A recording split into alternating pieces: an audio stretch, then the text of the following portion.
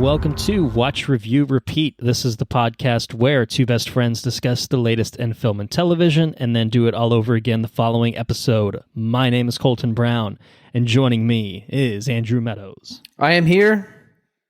Hello. In the flesh.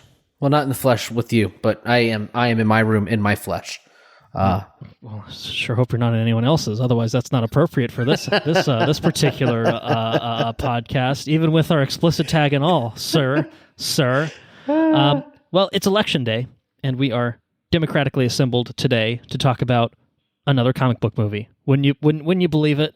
Hey! It's another comic book movie, but it's not a Marvel movie, and it's not even a Marvel TV show at that. It's the latest from DC.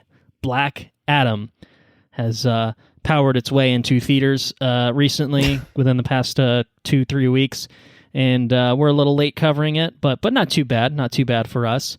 It's the first of the superhero movies that we're going to be covering that starts with the word black, and we'll be covering another one right after this one as it comes out quite soon from when we're recording, the weekend from when we're recording. And I suspect they're going to be very different films, but I'll leave it at that for now. I agree. Okay. That's all I got on that. Well, some things I did want to talk about. We got a few things to talk about, obviously. But the first thing I want to say is we did a bonus episode, and it is now available for all listeners on Patreon, exclusively on Patreon at this current moment in time, at least as of the recording of this and the release of this. So we did an episode called The 7 Decades of Horror. We covered 7 films spanning the 1960s to the 2020s, aka the current decade that we are living in. And it was a lot of fun. Covered some horror classics, some not so classics, and well, just I don't know. They're all kind of classics in their own ways, except for the more recent ones. And then a good variety of horror genres. Now, obviously, Halloween has passed. We're now well into November at this point, but there's never a bad time to listen to an episode of Watch, Review, Repeat, and it doesn't matter what the subject matter is what I'll say to you. Correct. That's my pitch. So what did we cover? We covered Psycho, The Exorcist, A Nightmare on Elm Street, Bram Stoker's Dracula, Shaun of the Dead, and then we covered a little film called The Endless, and we capped it with the most recent Hellraiser that came out this year on Hulu. So if you want to hear our thoughts on all 7 of those films, check it out. Go to patreon.com/watchreviewrepeat. $2 a month will get you access to that episode on a timed exclusive basis, as well as early access to all of our regular episodes. So by the time you're listening to this on the regular feed, maybe we have coverage of that other movie we talked about. Maybe we've already talked about Black Panther: Wakanda Forever at that point. Who's to say? You know, that's the advantage of supporting us on Patreon is you get to hear it all first. You hear everything first there. So I encourage everyone to check it out. It was a fun episode to prep for in terms of watching the movies, and a fun episode to record on as well. And yeah, we did go over 3 hours, but it was a lot of movies. Did we really? Just barely. We spent a lot of time talking about The Exorcist. We really got It's a very fun episode, though. I mean, it felt like it was long overdue to do a good horror episode. We haven't done.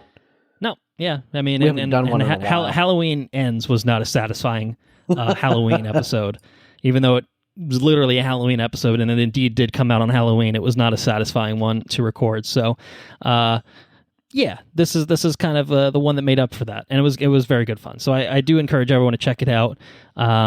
If you can spare just $2, please, sir, some more. We use that money to put it back into the podcast to support hosting costs, website costs, buy new equipment, that sort of thing. So it's all for a good cause, I say. We do it for you. So with all that said, why don't we talk about Black Adam for a hot minute here before we tackle anything else in this episode? Do you have a fun fact you want to share? I was going to say, wait, I have a fun fact. Mr. Adam, Mr. Black Adam, Mr. Teth Adam. So, I do have a fun fact. I can't remember what my fun fact was about Shazam. Do you remember what the fun fact was for Shazam? I mean, you're talking about a movie we've covered years ago. So, no, I don't know off the top of my head. This is what I'll say, and if it starts to get a little spoilery, just tell me to pump the brakes. Okay. So, you may or may not know but Shazam is an acronym. For different attributes of people from Greek mythology, Greek and Roman mythology, and Shazam or Black Adam gets his powers from the same wizards that give Shazam his powers. Right. Yes. And so S is for the wisdom of Solomon, H is for the strength of Hercules, A is for the stamina of Atlas, Z is for the power of Zeus, A is for the courage of Achilles, and M is for the speed of Mercury. And in true comic book fashion, the real villain of Black Adam is also named after an acronym. Okay, it's sort of a spoiler, but then we'll pump the brakes. No, I think it's okay because you're not really revealing who becomes that character, right? It's true, yeah. So I think you can go for it. And also, you know what? I'm just going to say right now, who gives a shit? Who gives a shit? This movie does not rely on its villain. Let's put it that way. So no. Ooh, I'm getting some weird lag in my video. I could see myself smiling. It was kind of weird.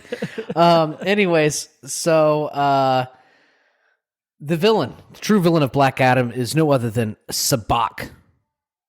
But I don't know if Sabak is really the true villain of this movie. I guess it is. I don't know.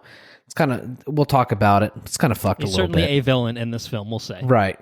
He's somebody that shoots shit out of his hands and stuff. Punch, smash, that sort of thing at a certain point in the film. Yeah. He's a villain. Yeah. And Sabak stands for Satan, Aim, Belial, Beelzebub, Asmodeus, and Krates. Demons. Who are the 6 grand lords of hell. And it's pretty intense. They give Sabak his powers. And all he has to do is say the word Sabak. And he turns into Sabak. Just like Black Adam has to just say Shazam and turn into... Well, he doesn't turn into Shazam. I guess he turns into Black Adam. But anyways, it's a comic booky thing. So I've always known Sabak as a card game in Star Wars, but here we are. And you're telling me it's a DC villain? Debuted in 1943, so it does predate Star Wars by quite a bit. So one, Star Wars might be the guilty party here in terms of saying, I kind of like the sound of that. Sounds pretty good. I might try that. See if that sounds good for a card game that I've invented. Yeah, that's interesting. I mean, bunch of wizards versus a bunch of demons. Who's gonna win? I don't know. I don't know. You have to watch Black Adam to find out. And my fun fact in response is that Black Adam is a film that has been long in development, probably even longer than you might realize, since the early 2000s. This has been a film in the making. And as early as April 2006, Dwayne Johnson was going to be involved in, I should say a Captain Marvel, a.k.a. a Shazam film, was in early development as early as the 2000s. And once upon a time in 2006, Dwayne Johnson was approached to play Shazam / Captain Marvel in that movie. However, and then in 2007, The Rock, he was just kind of like, you know what? I'm kind of interested in this other guy. The guy that Captain Marvel is going to be fighting in this movie. He's the one that I find most interesting, and that was a character by the name of Black Adam. And so, as early as 2007, Dwayne Johnson has expressed interest in playing the titular character of Black Adam. But obviously, we're now in 2022. It's been a while since 2007, about 5 years, about 15 years, you might say. And so, in that span of time, development was put on hold in 2009, restarted in 2014 as the DCEU began with Man of Steel, Batman v Superman, everything else, Wonder Woman, all those films kind of starting to come into the pipeline. And The Rock was still hanging around saying, I'm going to do it. I'm ready to do it. Let's do it.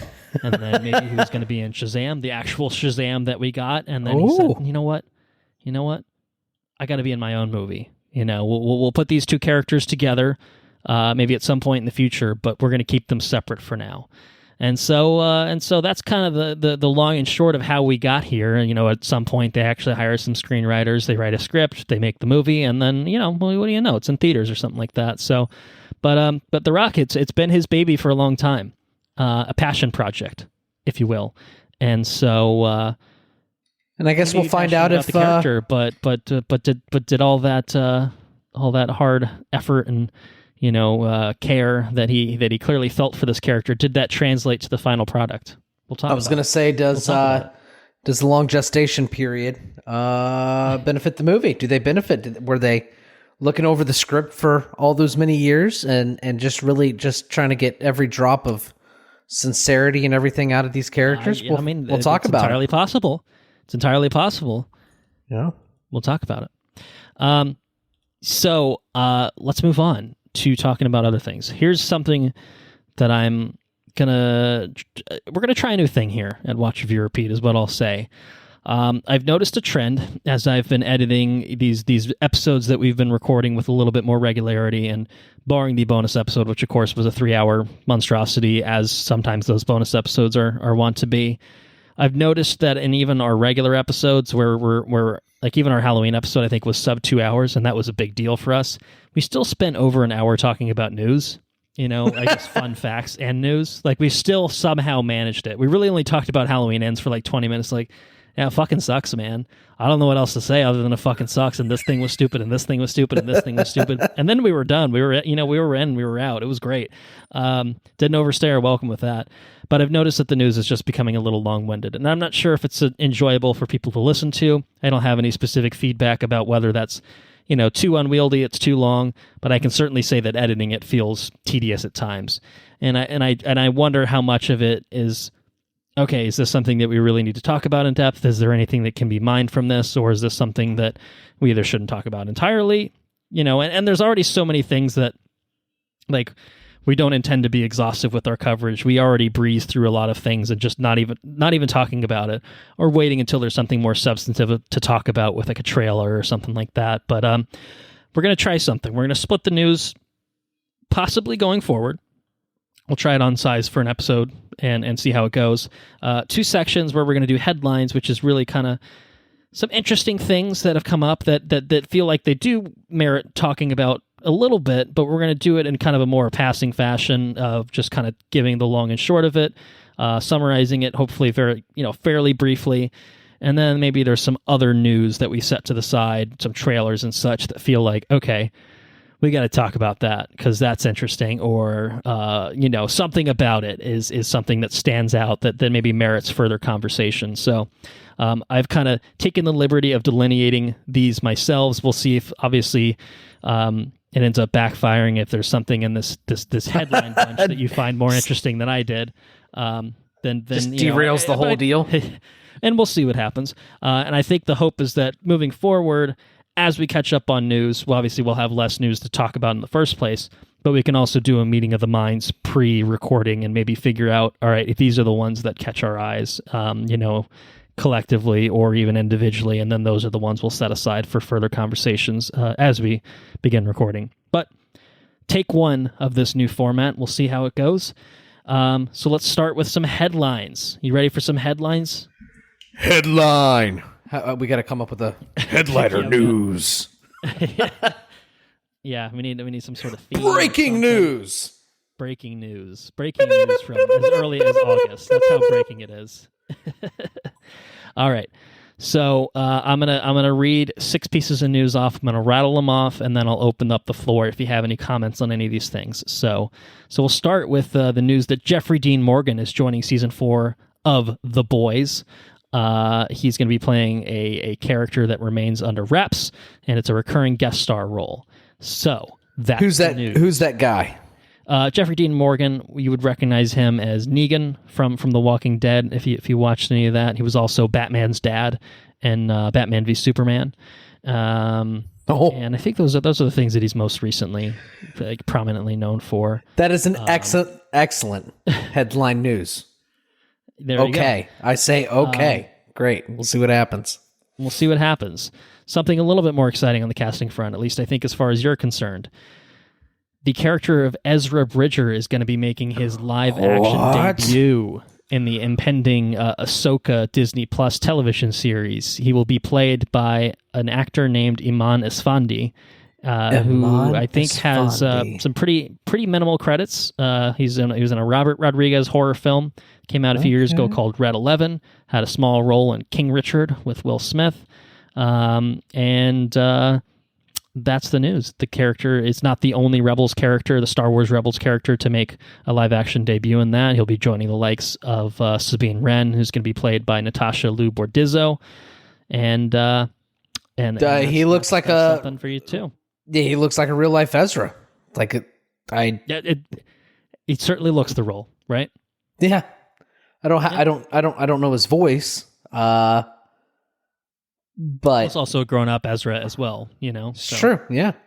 A little older, maybe a little wiser. We'll see. We'll see. Obviously, where that character went post Rebels. You know, as we end up in this post Return of the Jedi world with Ahsoka. So that's interesting. You know, it's just awesome. Dave Filoni doing a live-action Rebels sequel series, and you know what? Let the man do what he wants. That's okay. That's it. Yeah, I agree. Yeah.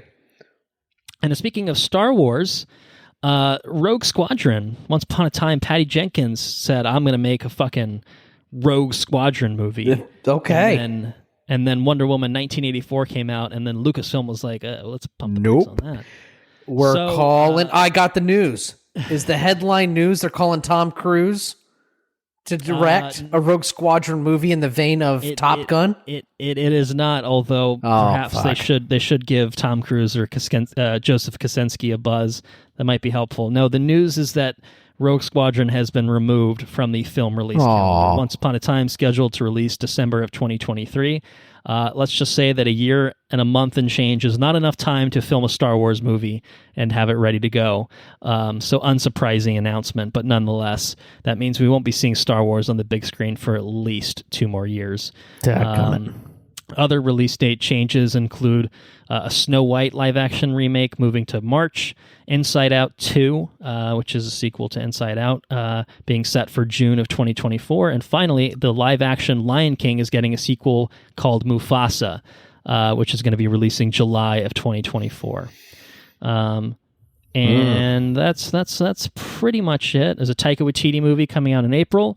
A Disney animation movie called Wish coming out November of 2023, and then Pixar's film called Elio is coming to theaters in March 2024. So Disney release date calendar things, but I think the headline there is that Rogue Squadron is off the books for now. Maybe they'll bring it back around at some point in the future. Who's to say?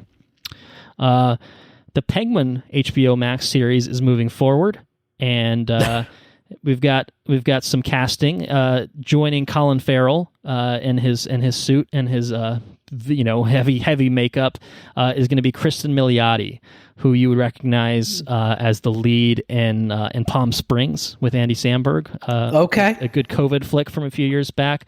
Also, the mother and How I Met Your Mother stars recently in an HBO Max series called Made for Love. She's going to be playing a character by the name of Sofia Falcone. Falcone, I guess is probably how they. I think they went with Falcone. And, Falcone, I got it. In the Batman universe, the daughter of Carmine Falcone, who's played by John Turturro, and the Batman, and she will be fighting with the Penguin for control of the city because obviously there's a power vacuum now that Falcone has been killed. So that's the continuation of the Batmaniverse, in addition, obviously, to the Batman 2, which is still in development, and we'll have lots of other DC developments to talk about when we get into the fuller news.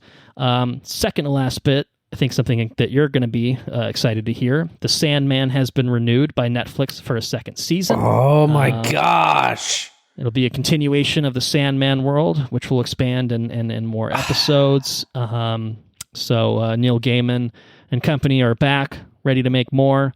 Presumably the cast and everyone will be back, but have you seen it yet? I have not seen it yet. I haven't seen The Boys either. I haven't watched any of The Boys season 3. I haven't watched any of the Sandman. I'm fucking up, man. Starting to sound like me over there. I started The Lord of the Rings. That's my accomplishment. Okay, hey, that's cool. But I started it. Okay. But yeah, by all accounts, people were a little worried that the Sandman might not get the traction needed for a second season, and it feels like there's certainly plenty of source material left to be mined, and so we're getting more of it, and that's good because Netflix is happy to cancel things. Let's put it that way. Well, I'm certainly glad. Hopefully, they can keep it going as long as possible. Certainly glad they didn't cancel that because that's an awesome show. Very happy about that. And last but not least, on the headlines front, Gears of War. That's right. A video game franchise you haven't thought about in a long time. Netflix is going hard on Gears of War. They've announced they're going to be doing a feature film and an animated series. They're going all in. All in on Gears of War. And what I will say, to add my little 2 cents to this, is I think Dave Bautista was made for this. That man's dimensions are perfect for it. He's cast, right? For these fucking suits. I don't think he's officially cast, but I'm just saying. I think if you're looking elsewhere, you're fucking up. Honestly, The Rock would fit one of those fucking Gears of War suits pretty well too. It's a little expensive, Dave Bautista and The Rock. But he already had his video game adaptation chance with Doom, so we all know how that turned out. Who else do you get? I do agree though. Dave Bautista large men. You need large men, very very large men. That's what you need. You need someone with a gruff, kind of voice. That's what you need. What a ridiculous show to make. We'll see how that goes. We'll see what happens with it. We will see what happens. And so, before we move on, let me open up to any other thoughts. We chimed in here and there, but any other fuller thoughts about anything that I just mentioned? No. Okay. And I think we did a pretty good job of capturing a decent amount of news in a fairly short span of time. And now we'll spend some more time doing what we usually do, talking about news in fuller detail. And I think it's hard to capture trailers, particularly, right? You can't really talk about a trailer as a headline. It doesn't really, it's an interactive conversation that's required for a trailer. It's an emotional experience sometimes. It's what catches your eye, that sort of thing. So let's begin with actually a couple trailers that debuted at D23. I think we're finally fucking finishing the D23 coverage that we've dragged out for literally 2 months now. Well, what I'll say actually is before we even get into this trailer, there is one trailer for a project that's literally on Disney Plus called Tales of the Jedi, which we actually never talked about. So I don't know if you had an opportunity to watch it, but it's like 6 episodes. It's 3 episodes each on Ahsoka growing up, and then 3 episodes on a young Dooku. And I've heard good things about it, so I do want to watch that. And maybe that sounds like it would be up your alley as well. I've seen it. I've seen it on the series, so. I've seen it on the thing on the Disney Plus page. Just haven't taken the dive yet. Fair enough. Right. It's kind of how I am. So I do want to check it out. It looks cool. I'm signposting it here because we didn't really talk about it otherwise. Now, something that is coming out later this month, the end of November, is a continuation of a I think 80s film, like a kind of cult classic called Willow, which I don't think either of us have seen. Yes, maybe correct. You can correct me on that front. Nope, never seen it. So our perspective is not really knowing a whole lot about it. What I do know about it is it's obviously a fantasy. Warwick Davis is in it. In the 80s one, Val Kilmer was in it. I think he played the lead technically. Obviously, Val Kilmer is not really capable of acting to the extent that he used to be because of his throat cancer diagnosis and treatment, and we kind of saw that in Top Gun Maverick, right? To talk about that, he had a kind of limited role, like reduced screen time necessarily. So this is going in a different direction. It's kind of a new era of Willow, I guess it looks like, but still bringing back Warwick Davis. So as an outsider to the Willow, I guess now franchise, did this catch your eye? Was there anything appealing about this trailer for you? I know a lot of people are really hyped up on Willow. Like I know a lot of people that really like it. And that's why I included it, because it's a Lucasfilm project as well. It's not often that Lucasfilm diverges from Star Wars and Indiana Jones, and Willow is kind of one of the few exceptions where they have. And people have waited a very, very, very long time for anything Willow related, right? Like it's... Yeah, I mean, this is the first... 1988 is when the film came out, and this is the first time they're doing anything since then. With the project, so... I can say that the humor didn't appear to land for me, but I don't know the kind of audience. I don't know what kind of movie this is supposed to be. So I feel especially with it being a sequel. We're not on the end, right? Because exactly. The nostalgia is not there because we don't have any. So all we can do is just judge it on how it appears to us, and we what is it? We still don't know. We still don't really know what it is. Is it the same tone as the original? No clue. Couldn't tell you. That sort of thing. So I agree with you there. Yeah. So I have minimal input because I don't know enough about the property. It might be, from what I am seeing, it does not look like something that I would be rushing out to theaters to watch. This doesn't make you want to go back and watch the original and then dive right into the series, is what you're saying? Not really. No, it doesn't. Okay. I mean, it looks kind of cute. It looks, but it doesn't. I don't know. It definitely seems like it's more of a flavor of family friendly fantasy action adventure than like the Lord of the Witcher Rings is, right? Than The Witcher is, than right. Sort of House of the Dragon. It's on the far end of the scale where it's more drama than fantasy at that point. Well, there's a lot of fucking dragons flying around in that bitch, so it's pretty fantastical in many ways. I agree. I don't have the nostalgia, so it's hard for me to really get thrilled or excited about this. I think it looks charming enough. I think it's exciting for the fans that have been waiting for continuation. I think it's exciting for Warwick Davis because he doesn't really seem to do a whole lot these days in terms of landing projects, and maybe that's his own choice. I don't know, but he seems very passionate about it from what I've read about it, and so I think that's very exciting for him because he would have been pretty young, I think, when he made the original. Not quite as young as he was when he was a fucking Ewok. I think when he was literally a teenager when he was in Return of the Jedi.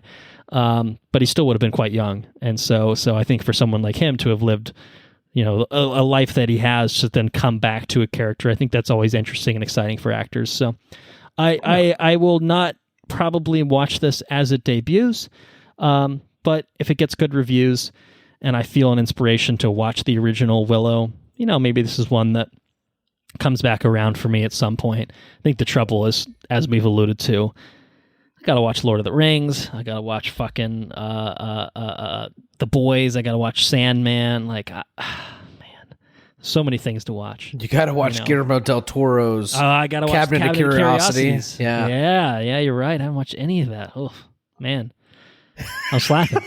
Where's the time go, man? Where's it go? I'm probably spending it all editing is what I'm doing. It's a vicious cycle. All I want to do is talk about things, and then oh, God, I have to listen to myself talk about those things again and again and again. No, it's fine. All right. Any other thoughts on Willow? No thoughts on Willow. No. All right. Coming to Disney Plus November 30th. Check it out if it's of interest to you. Now, moving into things I think will certainly be more in our wheelhouse, are already within our wheelhouse, things that will have maybe a few more things to say. We have a teaser trailer for Season 3 of The Mandalorian, in which we got a look at the Mando, Baby Grogu, some more Bo-Katan, Carl Weathers. Bo-Katan. Fucking spiffy. Quite spiffy, I must say. What a fucking cool name, too. We got some more looks at Bo-Katan. Bo-Katan's cool. Yeah. That's pretty cool. Some spacey stuff. He's got that repurposed Naboo starfighter. Stop it. Yes. Coolest ship R5 ever. Droid in the back, Yeah, what's catching your eye and the Mandalorian? We know it's the fucking Mandalorian. We're fucking stoked. But anything about this particular trailer that gets you excited? They go back. I can't remember I can't remember the planet or what they are or whatever, but at one point you see the there was I think it may have been Mandalore. Was it Mandalore that had the giant half domes? Yeah, they had the giant half dome things, right? And they were very cool.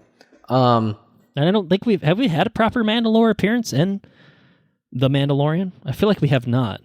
I don't think so, no.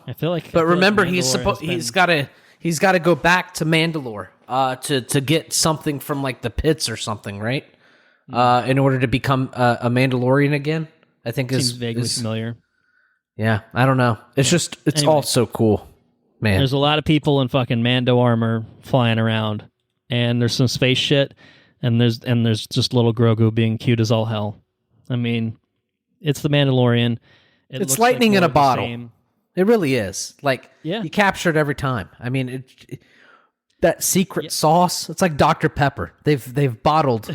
They know how to get everybody flavors pumped. or whatever it is. They know what the 23 are. They've identified it. It's down to a fucking science at this point. That's it. And they know people will love it because they just got it down. They got it down. They work pat. us over. Even the title screen. Yeah. With the whoa, whatever like. Just Ludwig Göransson. Just let the man work. That's all you need. You're fucking sold. That's all you need. I agree. And I said it looks like more of the same, and I did not mean that pejoratively at all. I'm very excited for it. I think Mandalorian particularly is this slice of Star Wars that has just been such a breath of fresh air since it started. And, he was the best part of the other fucking show that he was part of, Book of Boba Fett. It's exciting for him to come back and be the forefront of a show. It's been a while since we had season 2. This one's coming early next year. I don't know if we have an exact date for it other than sometime in 2023, but I think fairly early on. 2023 will be a better year for it. I promise you. Yeah. I mean, it's going to be good. It's going to be good. I'm excited. Very excited for it. I'm sure we'll have another trailer for it at some point, and we'll revisit the conversation then. See if there's any other goodies that they're teeing up with that. This was a teaser, but an effective one, I would say. So, moving on to talking about some more DC stuff. We got a DC centered episode here with Black Adam, and there's been some seismic changes over at DC. Some pretty out of left field changes indeed. James Gunn, who is responsible for the Guardians of the Galaxy films and the Suicide Squad and Peacemaker and Slither and Super as well. Super, yeah, that's right. He is going to be one half of who's in charge at DC now, which is quite the step up for him. Obviously, really known for directing. But he's teaming up with fellow producer Peter Safran, who he's basically worked with on all his projects with DC. And they together are going to be co-chairs and co-CEOs of DC Studios, a newly formed division at Warner Brothers that replaces DC Films. And basically, they will be responsible for film, TV, animation side of things for DC. Oh my gosh! So they're spearheading they jointly are Kevin Feige, is what you're telling me. Jointly, they are Kevin Feige. They are the Kevin Feige of DC. There are. It's if you had two people. If you split Kevin, it's like Feige, a Voltron kind of situation, right? Yes, exactly. The two components form the DC Kevin Feige. That's correct. And this has been an ongoing saga for a while of like DC not really knowing what the hell's going on, who's in charge, who's going to be in charge. Is it the same guy as before? Well, that guy kind of hasn't done very well. Maybe we should get someone else in. Let's ask this guy to be in it. Oh, he said no. Oh fuck, what do we do now? You bring in James Gunn and Peter Safran apparently, which is fucking insane. I mean, so. What I like James Gunn. I like James Gunn a lot. He's got very unique and specific sensibilities That's which right. I don't think are appropriate for all of DC films, but they work perfectly for I think the projects that he has worked on, aka the Suicide Squad and Peacemaker. But I do get the sense that he's a fan. I think he's someone that respects creators, that cares about these sorts of things. That when something appeals to him, like he's going to relish it and revel in making something that's delightfully comic booky, maybe ultra violent, like those two are. And I think it's an interesting decision to have someone who's not really an executive kind of step into an executive role. And obviously you still have a producer here, so you have a sort of executive role being filled there. And I think that's kind of the idea that they basically set this up with, is that James Gunn's going to be the creative guy and then Peter Safran's going to be the business guy, which I think is kind of interesting because you wouldn't expect James Gunn to really have that sort of mentality that someone who's worked as a producer would have. But I think it's something that allows for hopefully DC to thrive in a way that they really have not for a good while. They've really tried to play catch up with Marvel and kind of failed miserably in their quest to do so. I would say, with successes here and there, but Batman v Supermans and Justice Leagues here and there. You know what I mean? So it hasn't exactly been sunshine and rainbows for DC overall.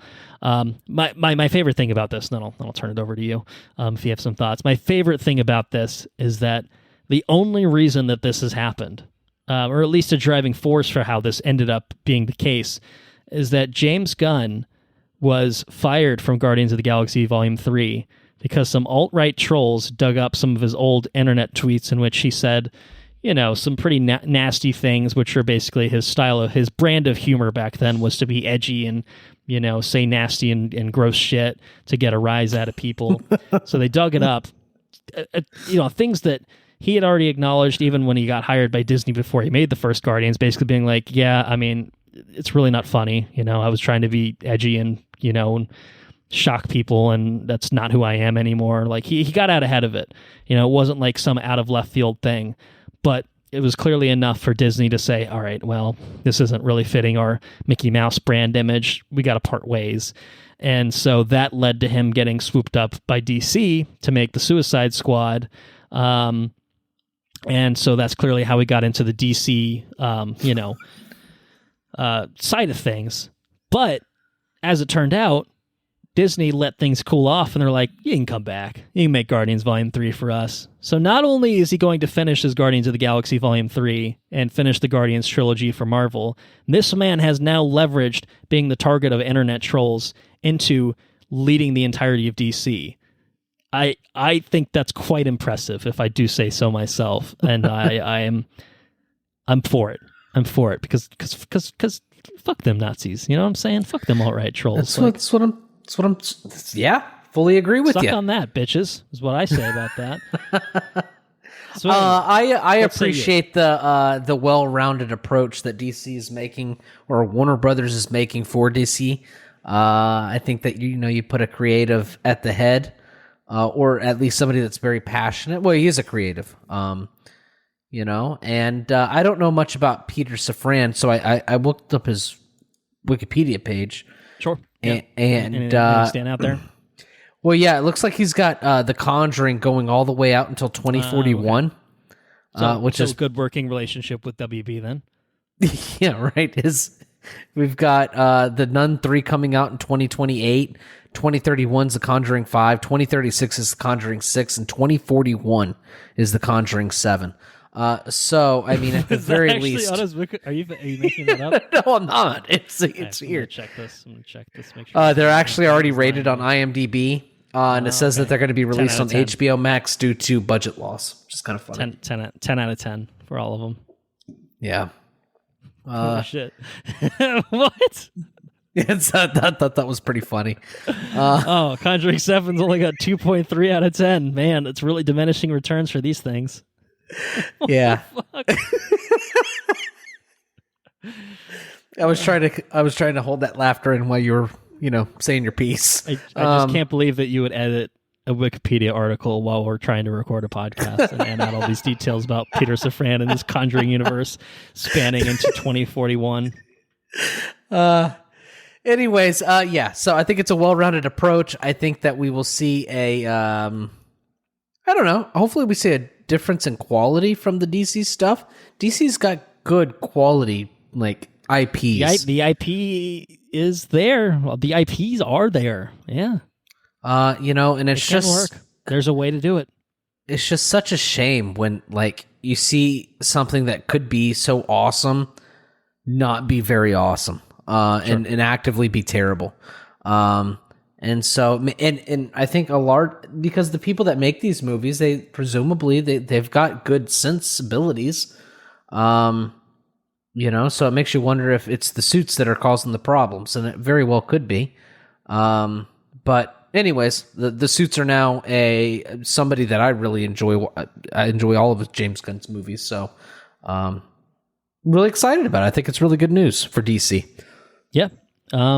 I think it's an exciting chapter, an exciting new chapter. James Gunn has said on Twitter, basically, he's teased the biggest story ever told for DC across film and television. So maybe that promises a unified vision closer to what Marvel has done. I'm not sure.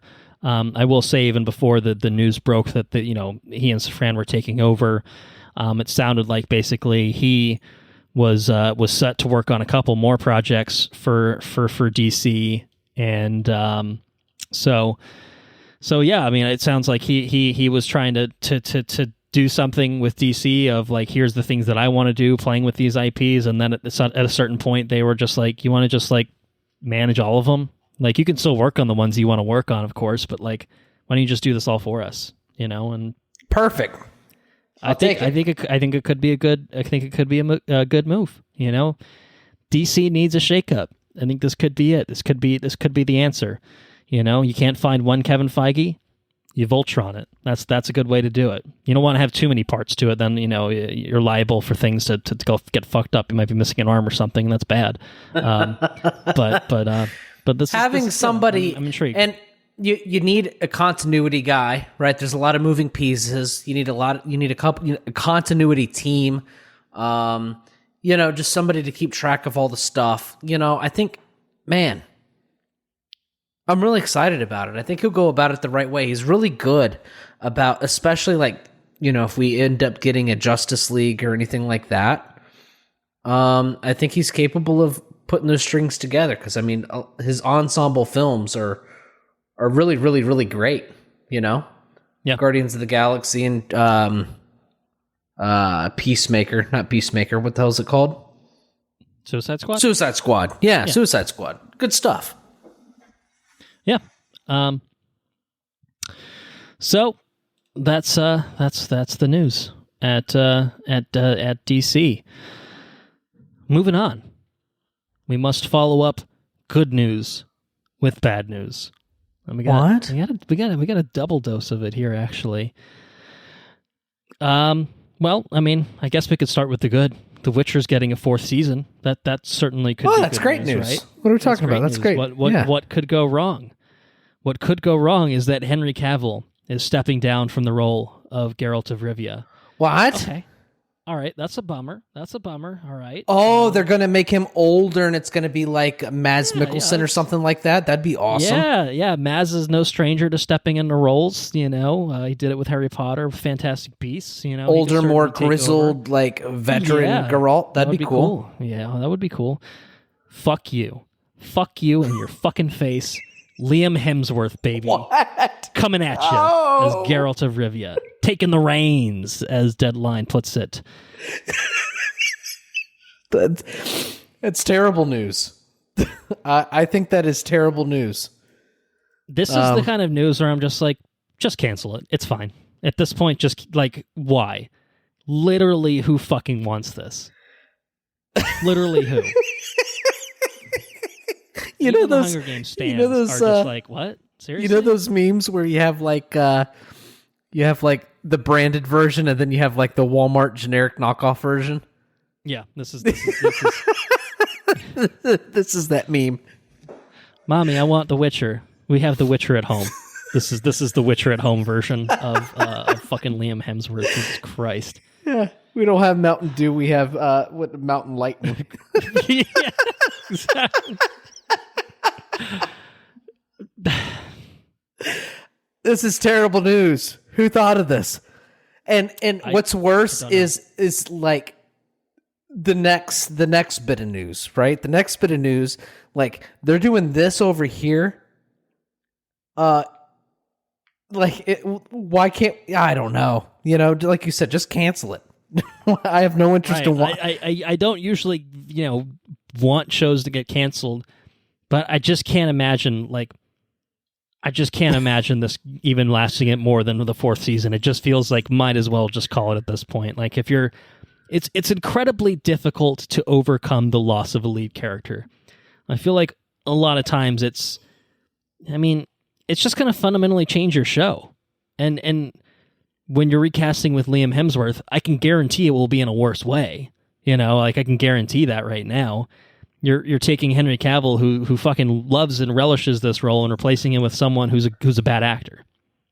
People aren't a huge fan of. Like, it's not really a win-win. In fact, it's a loss-loss. It's nothing about this is good. And you know, it's just frustrating. It's just like, you know, I will say I only watched the first season of The Witcher. I haven't watched the second season. I think you would have watched the second season. And in case you don't know, Hemsworth is, I don't know if you knew this or not, he is best known for his starring role in the Hunger Games franchise.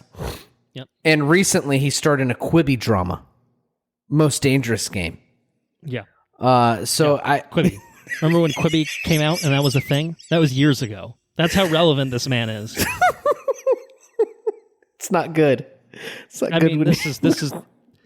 You know what? They should have cast Danny DeVito. You know why? Because fuck it. Put Danny DeVito in there. I would actually tune in for that, I think. Yeah. That would be like, you know what? I have to watch this. I have to see what they've done here because that's incredible. Cast anyone else, it would have been better. Anna suggested casting the guy that played Sir Harwin Strong in House of the Dragon. I think he would have been a good fit. Mads Mikkelsen is a great fit. Age him up a bit. Yeah, years have passed. Have an older Siri. Okay. All right, that can work. This? I don't know about this. No, I don't think so. So why is this happening? Well, there's, I think, two big reasons that seem to suggest why this has happened. And the first is probably the most obvious one, which is that Henry Cavill is going to return to a role that he's spent a good time of his career playing. Someone who might be a bird, a plane. I don't know. We'll talk about that later a little bit. You know, in more detail of what perhaps Henry Cavill stepping back into the role of Superman means, and how that looks in the future of DC. But what I can say is, obviously, if they make a Superman movie, like, okay, that's a lot of time that's spent on that. Maybe that takes away from his availability to continue the role of the Witcher. But I think there's a way to make those work. And he's said as much in the past, like, I can be both Superman and Geralt. It's not impossible. You know, scheduling can be arranged for that sort of thing. I think the real reason is that Henry Cavill was sick of fucking the producer's shit of The Witcher, of the behind the scenes of The Witcher, which is basically they have taken the books of The Witcher and decided to just take a big old shit on them and throw them into a fireplace for some apparent reason.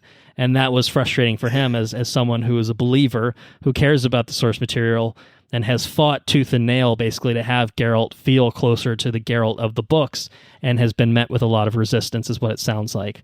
And so it sounds like the differing vision is really one place where it's just kind of like, you know what, I love this character, but if they're going to fucking butcher it, I'm not going to be a part of it anymore. You know, and there's no official statement where Henry Cavill is coming out and being like, actually, yeah, I fucking hate what they've done with this show. I think it's dog shit now. Don't watch it anymore. And like season 3 hasn't even come out. Who knows what that's going to be like, right?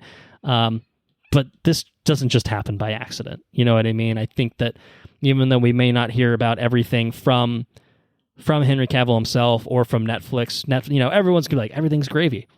You know, even Cavill's like, I fucking love Liam Hemsworth. He's so good. He's gonna be such a good Geralt. Man, he's gonna be so great. Oh, he's gonna be so good.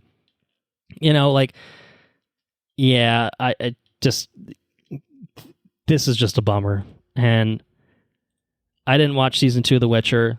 I'm not really sure that this is going to compel me to, you know, unless season 3 ends in a way where it feels like a complete series that I can just skip season 4 entirely.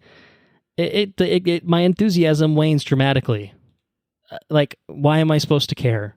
Like, if this is the direction that it's heading in. And Cavill's such a gentleman about it too. Did you read his That's what I'm he said? saying. Yeah. I mean, he's certainly taken the high road, I think, in terms of like the public, you know, reasoning for it. I think he's, you know, trying to keep a career in Hollywood and not just fucking talk about how Netflix sucks ass. Like, you know, he's a businessman too.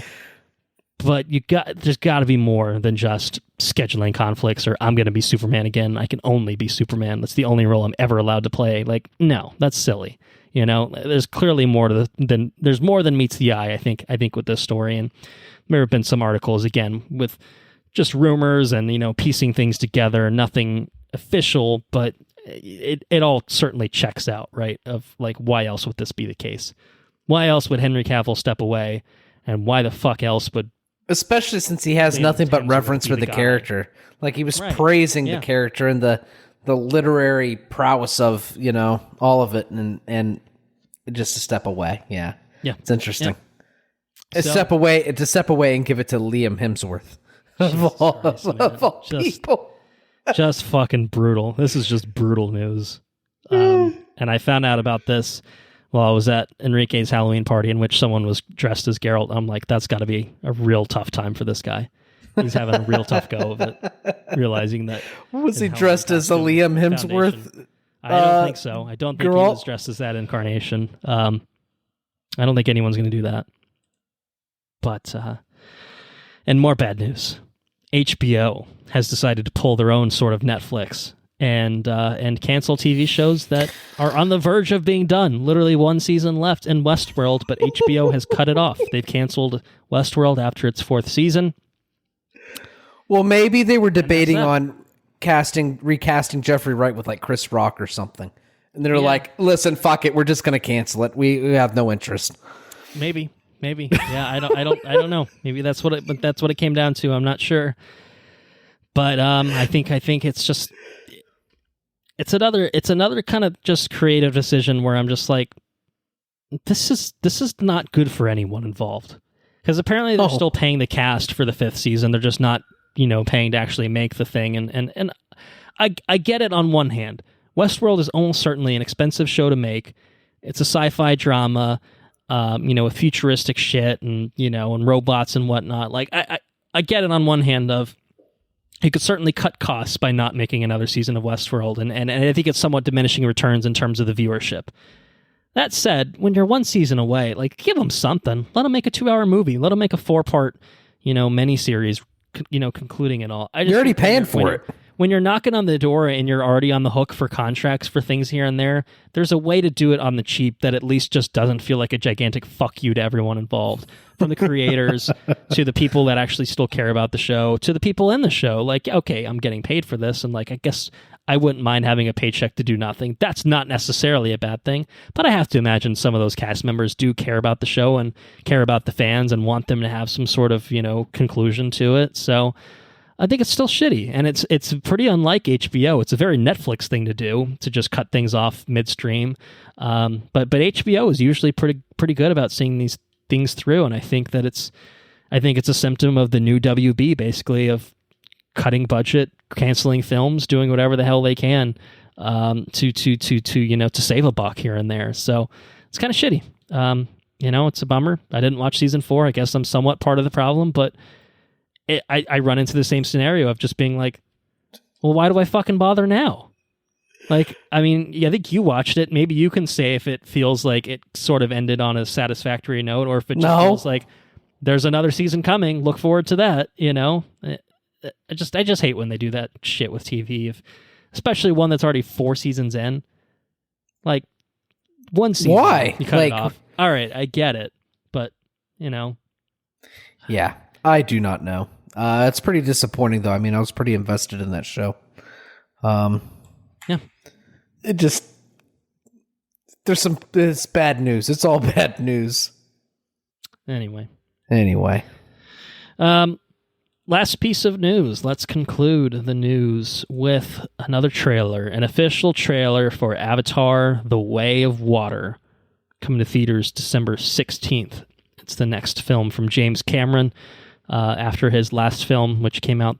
Well, I think he probably did some documentaries in the interim, but his last feature film, narrative feature film, was Avatar in 2009. And he's back, baby, with more Avatar, more blue people, and they're swimming around and flying around and being emotional and whatnot.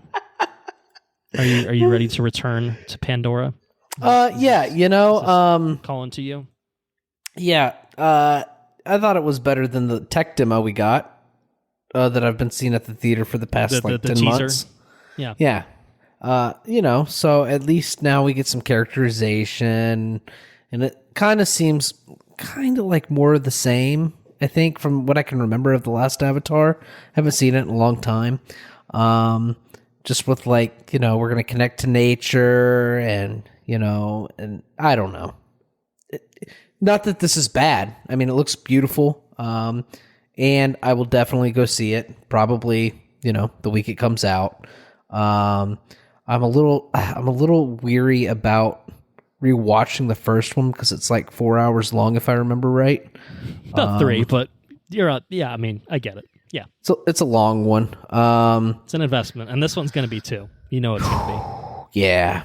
But so you know, it's possibly 6+ hours of Avatar if you watch them, and back to back. Yeah. You know, if you watch them in close proximity. But you know, I think the Avatar's totally an okay IP. I think it's totally okay. What I do find fascinating is a large portion of the world definitely doesn't think it's just okay. A large portion of the world thinks it's fucking the coolest fucking thing. It made a significant amount of money. It remains to be seen how this one plays. An interesting thing that James Cameron commented on is basically like, you know, if Avatar 2 and 3 don't play successfully, like we're not going to make 4 and 5. We'll just reshoot part of 3 to make it a capper. But if 2 and 3 do recapture even like a good fraction of the box office magic of the first one, it's going to be Avatar for the next decade, baby. Every other year, Avatar. Yeah, it's going to be like The Conjuring. They're going to have IMDb ratings before they even come out too. And, you know, that's cool. And I think that I can appreciate when a whole bunch of people like something, you know? Because the first one I don't think was poorly made. I think it was... No, I mean... It was definitely not poorly made. It was just, I don't know, I thought it was kind of meandering, but... Well, I think it's long. It's certainly long. You know, it was just technically impressive in a way that had not really been seen to that point. And the 3D technology really, I think, took off with it. You know, it felt like it was one of the few films in existence that was enhanced with viewing it in 3D, I guess, or at least for the masses it was. I don't know. I guess 3D doesn't really do a whole lot for you, personally. Sorry. Yeah.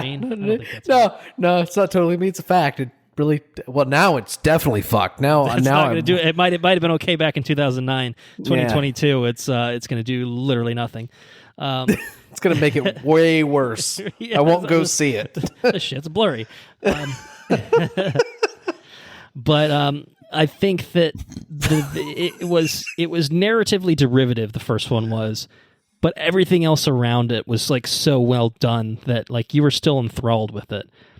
This one I think just kind of has to capture the same sort of magic of, if you go to the theater, you're like, all right, hopefully you can hold your bladder for the 3 hours and be all right. But like once you're in for like 30 to 45 minutes, this feels like the kind of film that's just going to envelop you. Like you're going to be sucked in. Yeah, totally. You're going to in for the ride, and you're come out on the other side thinking, all right, that was James Cameron, man. He knows what he's doing. You know, he can craft a story very often these days, but he knows what he's doing. Even if I've heard this story before, or a version of this story before, no one's going to tell it quite the way that James Cameron does.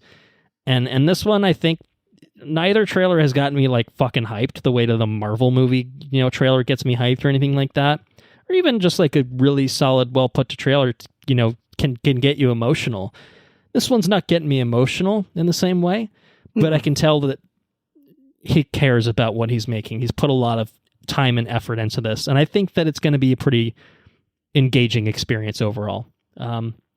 As someone that doesn't think the first Avatar is the most amazing film ever, I still am keen to revisit it probably before watching this, because I haven't seen it in a long time. I haven't like sat down and properly. It's been like a decade, I think. You know, and I remember it at the time, it just being kind of blown away by it. And I do think it's kind of can push to the side in terms of cultural relevance, despite its box office magnitude. But this, I could see this one having maybe not quite the same level of success, but I think it's going to make bank. I think it will. I think it's gonna have, like, once people hear about it, word of mouth spreads. It's coming around Christmas. Like, I just think it's gonna be another perfect storm of just people being all in on this. And so I definitely see it being a successful continuation as a film itself, and I think it's going to be fairly successful as a product, as a business product as well. So I'm looking forward to it without being fucking stoked about it. Have you been to Avatar Land? I have not been to Avatar Land.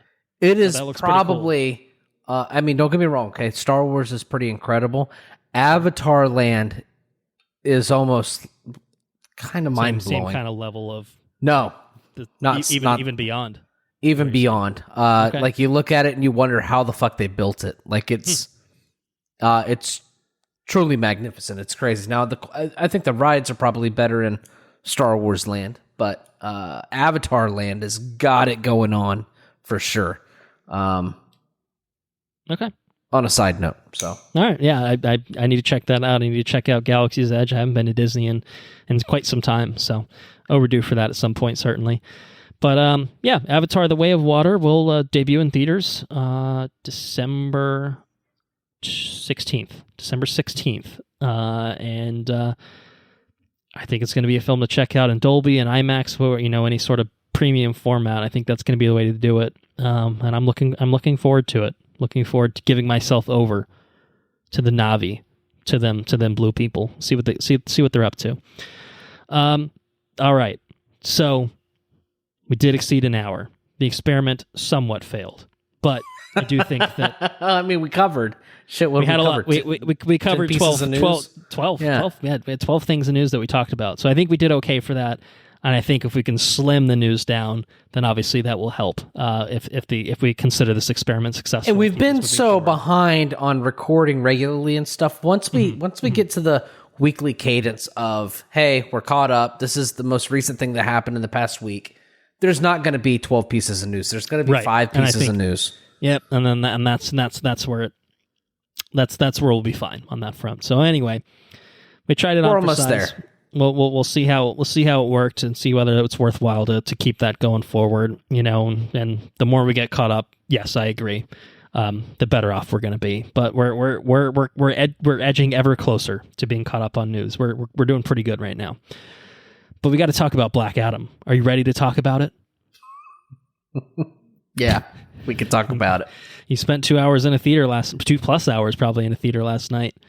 You gotta make that investment worthwhile and give your thoughts on the pod, right? Yeah, that's what we do it for. We do it for the pod. We do it for the people. And I do it for you. What's that from? I don't know. That's a quote from something. I don't know what it's from. I can't remember what it is. It's fucking Bane. And whatever he says. You're doing it in like a sort of Keanu-esque voice, so it's throwing me off. If you did Bane voice, that would have really sold it. What's he say? We give it back to you. Exactly. Yeah, exactly. Gotham, take back your city. Kondak, take back your city. It's yours. Black Adam. Exclusively in theaters, written by Adam Steichel, Rory Haynes, and Saurabh Noshrivani. Directed by Jean-Kayet Serra. Stars Dwayne Johnson, Aldous Hodge, Noah Centineo, Sarah Shai, Marwan Kanzari, Quintessa Swindell, Mo Amir, Bodhi Sabangi, and Pierce Brosnan. Nearly 5,000 years after he was bestowed with the almighty powers of the ancient gods, Shazam! And imprisoned just as quickly. Teth Adam is freed from his earthly tomb, ready to unleash his unique form of justice on the modern world. That's right. Black Adam is here to change the hierarchy of power in the DC universe. Okay. Tell it to me straight. How'd you feel about Black Adam? I didn't like it. You answered my question with exactly what I was looking for. It was straight. I gave it to you. Gave it to me straight. Could you expand on that answer? What did you not care for in this film? You could give it to me straight if the answer is all of it. Yeah, all of it. So I'll start with my viewing experience. I went to the Zephyr Hills Cinema. All right. It's always I went a classy joint, right? Good. I went good to the quality Zephyr projection. Cinema solely on the principle that It's closer. the bar, yeah, it's closer. The bar was just set low. It's like, I got to go see this movie. I'm not expecting big things. We'll just go in, get it done. Sarah came with me. Sarah slept throughout the entire movie. Okay, so she enjoyed it too. She probably enjoyed it more too. than Yep. is actually probably what I'm hearing. I got these things called nachos to go. And if you don't know what that is, Are they different from regular nachos? yeah, so you take a bag of chips and you put nacho meat on it with cheese and sour cream and jalapenos. So I chose, and you get chips of your choice. I chose Cool Ranch Doritos because those are my favorite, and I ate those. But it was like the nacho meat, like was done at 3:00 almost, and I went and saw it at like 7:30. So it was just like particles of super dry meat. Sounds delightful. Yeah, it's great. Are you saying that? What are they called again? To go nachos? Is that what they're called? Nachos to go, Are or you walking saying that- are nachos, you or something saying like that. Black Adam is the nachos to go of the DC universe. Is that what you're trying to tell me? Yeah, that's what I'm telling you. The 3 p.m. 5-hour-old nachos to go. So where do we start? We're gonna start with let's start with the spectacle. This movie has a lot of CG elements. I think about 30% of them look good. I think 30% of the CG lands with me, anyways. Right. What looked good? What worked on that front? Lightning worked good. Lightning was good. They know how to do lightning in a computer. All right, noted. They know how to do lightning. Do they know how to make Dwayne Johnson convincingly float around? No, they don't know how to do that at all. That was they did. I thought that looked very goofy, and the reason I say that is because he wasn't just like stationary floating; he was just drifting, Correct. just drifting around, and he almost felt like a video game glitch where like, oh, that character's not supposed to. Oh shit, they're just floating away from. Oh shit, where are they going? Like they're lagging. Like there's lag. Yeah, pretty much. Yeah, they did not nail that very well. Okay. Also, like they didn't like. There's these sequences where Adam, Black Adam, or 10th Adam, or Teth Adam. Teth Adam, yeah. We just call him Black Adam. He moves through walls, like he floats to the wall, right? But the way they like just make him like impervious to everything, like he just doesn't feel it or whatever. It's an awkward viewing experience, right? Because he's not moving with any sort of like motion. He's just like kind of like floating, and then the wall breaks, and then he's through the wall. You know what I mean? It's just very strange. The villains are very lackluster. Like the guy that was like in prehistoric times, we can talk about. I don't know how spoiler I'm getting. That guy's just fucking laughable. Like, you know, like what the fuck are you doing? He's just a goofy dude. Pierce Brosnan's character, like I'm a sucker for like magic and glyphs and like this and that.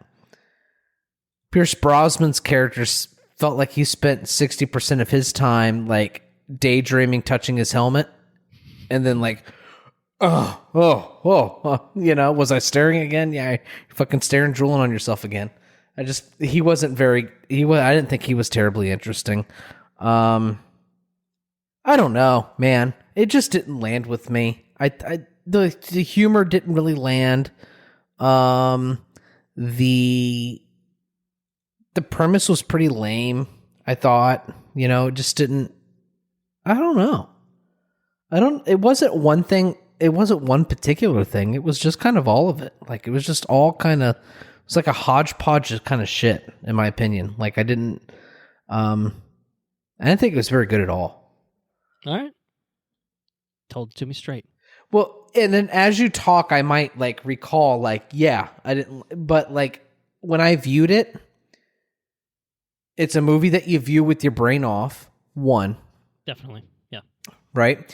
So your brain shut off, so you're not like engaging with anything like of of higher mind, right? So you're just kind of like staring at the screen.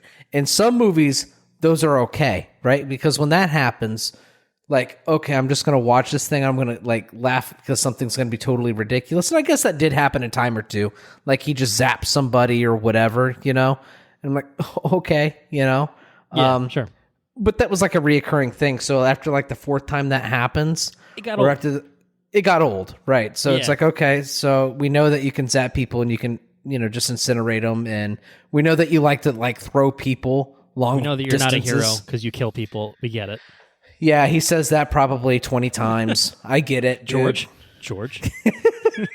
Right, we I'm get not it. a hero, George. Not a hero. Yeah, he says it quite a few times. So, like, the things that it did okay the first time it did it was okay. They just, like, drove it into the ground to where it's like, okay, you know, it's not, I don't find it entertaining anymore. Anyways, I'd like to hear what you thought about. What'd you think about this movie? What did I think about Black Adam? I saw someone online compare it to a Michael Bay Transformers film, and I'm not inclined to disagree. Which is to say, they can be enjoyable. Those movies in the early days, particularly really only the first one, was like, it was like moderately enjoyable. But I'd be hard-pressed to call it a good film. And I kind of feel similarly about Black Adam, where I would be lying if I said I didn't enjoy parts of the film, but I do think it's a bad film. I do think it's a bad film overall, and I think that a lot of it just comes back to, well, to circle back to our hypothetical question, your hypothetical question from the beginning of the episode. They did not spend all of that time with developing the script and fine tuning it to make the characterization pop and make you care for all these characters, because it's a dog shit script and it's very repetitive and it just doesn't work in terms of selling the narrative of all of it. And I think a lot of it comes from this place that you just hit on of it just repeats the same fucking beats over and over and over again unnecessarily. Where like, make the movie 20 minutes shorter, I guess, maybe, or like I almost like think I thought it was going to end where I thought it was going to. If you know what I'm talking about, without talking in spoilers, this movie had two different endings: the one that it went with, and the one that ended. I felt like 20 minutes before. Yeah. I think I kind of know where you're talking about. I just think it's there's too much going on in here, and a lot of it is not good, I think, overall. And I think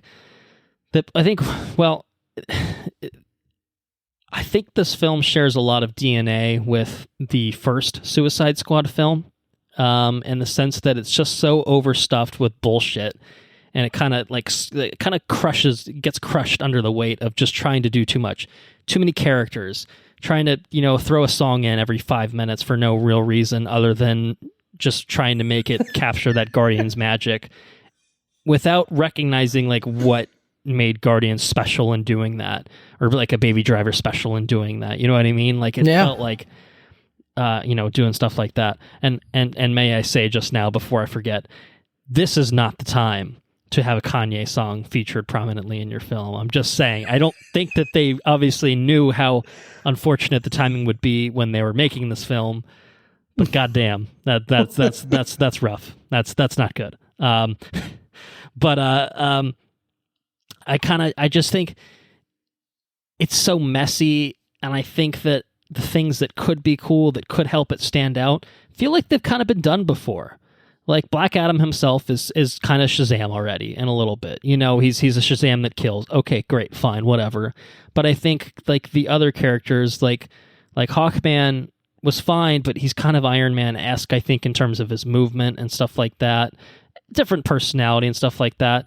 Dr. Fate basically does the same things as Doctor Strange that we've seen, but not as interestingly. Atom Smasher is basically just Giant Man, and he's goofy too. Like, again, like not really, nothing novel. And I think Cyclone is probably the only like character that feels like, all right, she's doing something a little bit different than we really haven't seen from like the MCU. But otherwise, it really just feels like a generic pastiche of a lot of things that have worked in other comic book films, and kind of smashing them together in a way that there's just none of it feels cohesive. None of it really works together. And it feels it feels a little Sony-esque, I think, almost in terms of its approach. Like it's DC-ish in the way that like it's so comic booky, and it's like more like DC now, where it's like tonally it's like Aquaman or Shazam, where it's like, no, this is just full on comic book. We're doing wizards, we're doing demons, superpowers. Like, we're not fucking shying away from that. But then on the other hand, it's like Zack Snyder's back in. We're bringing him back into the fold. Slow-mo every fucking scene ever made. You're going to see everything in slow detail. I'm going to put a grenade in this guy's mouth. Yeah. So we're going to have the Quicksilver scene again, but it's Black Adam this time, and he's just violently killing people. Like, okay. Like, and again, like, that's almost like fine the first time it happens, which it quite literally, I think the first time it does happen, like the cave sequence, not a spoiler, but like the first time that Black Adam comes to life and has an action sequence. I thought that was actually pretty well done. Yeah, it was cool. Just immediately follow it up with one that's kind of the same thing but bad, and then they do it like 4 or 5 times throughout the film. It's the same thing with like him and Hawkman tangling. Like, all right, it's kind of like a early Avengers thing where like Thor and Iron Man have a fight in the beginning, and then they kind of work out their differences, and then it's a little, they still don't get along throughout the rest of the film, but like they work together for a greater good. Here it's kind of like building to that, but to get there, they fight each other like 5 more times. You know what I mean? Like, it's just every 5 minutes, or like you can't be killing people. He's like, oh, you want to fight over it? Yeah. Like, yeah, I'm going to fight you over it. So they just fight each other like 5 different times for no real reason other than just unnecessarily patting. And the power differential is humongous. Like, it's like Hawkman, like it's not going to work, bro. Like, it's not going to happen for you, dude. I respect your conviction, but it's not going to happen. You are severely undermatched here. Even with your buddies, Dr. Fate's your Dr. Fate. Dr. Fate doesn't like do anything to try to help. I think he does the first time, and then touching my helmet. I'm too busy touching my helmet. Man, I'm dreaming about the future. I have visions. Yeah, I think it's just too messy. And even the parts that I think are interesting, like I thought Kahndaq is an interesting setting. It felt different than anything else in the DC. But then there's like elements within that I'm just like, they have this element that they can use to power their technology, and I'm like, oh, so they're just Wakanda. I'm like, I've seen that before. I'm going to see it again in a few days, and it's going to be better. I can guarantee it. That's what I told. So, fun fact, I told Sarah, I said, so we're going to watch this movie, and you're probably not, I really love the fact that you're coming with me to watch it. I really do. I like sharing these things with you. I want you to pay attention to the quality of this film versus the quality of the movie we're going to see this weekend. Just pay attention to the quality, the difference, the care. And man, it's one movie. Well, I can't speak of the other movie. I mean, it could be shit, but I have a feeling it's not. I can guarantee that on a visual standpoint alone, Wakanda Forever will masterfully outclass Black Adam. This shit look like a video game 90% of the time. Like, it's so stuffed with CGI to its detriment that like yeah, we just talked about fucking Avatar. Yeah, that's obviously CGI 99.9% of the time, but guess what? It looks good. It looks good most of the time. This looks like a video game. And it doesn't look like for the most part it doesn't look, I don't know, like the worst of it.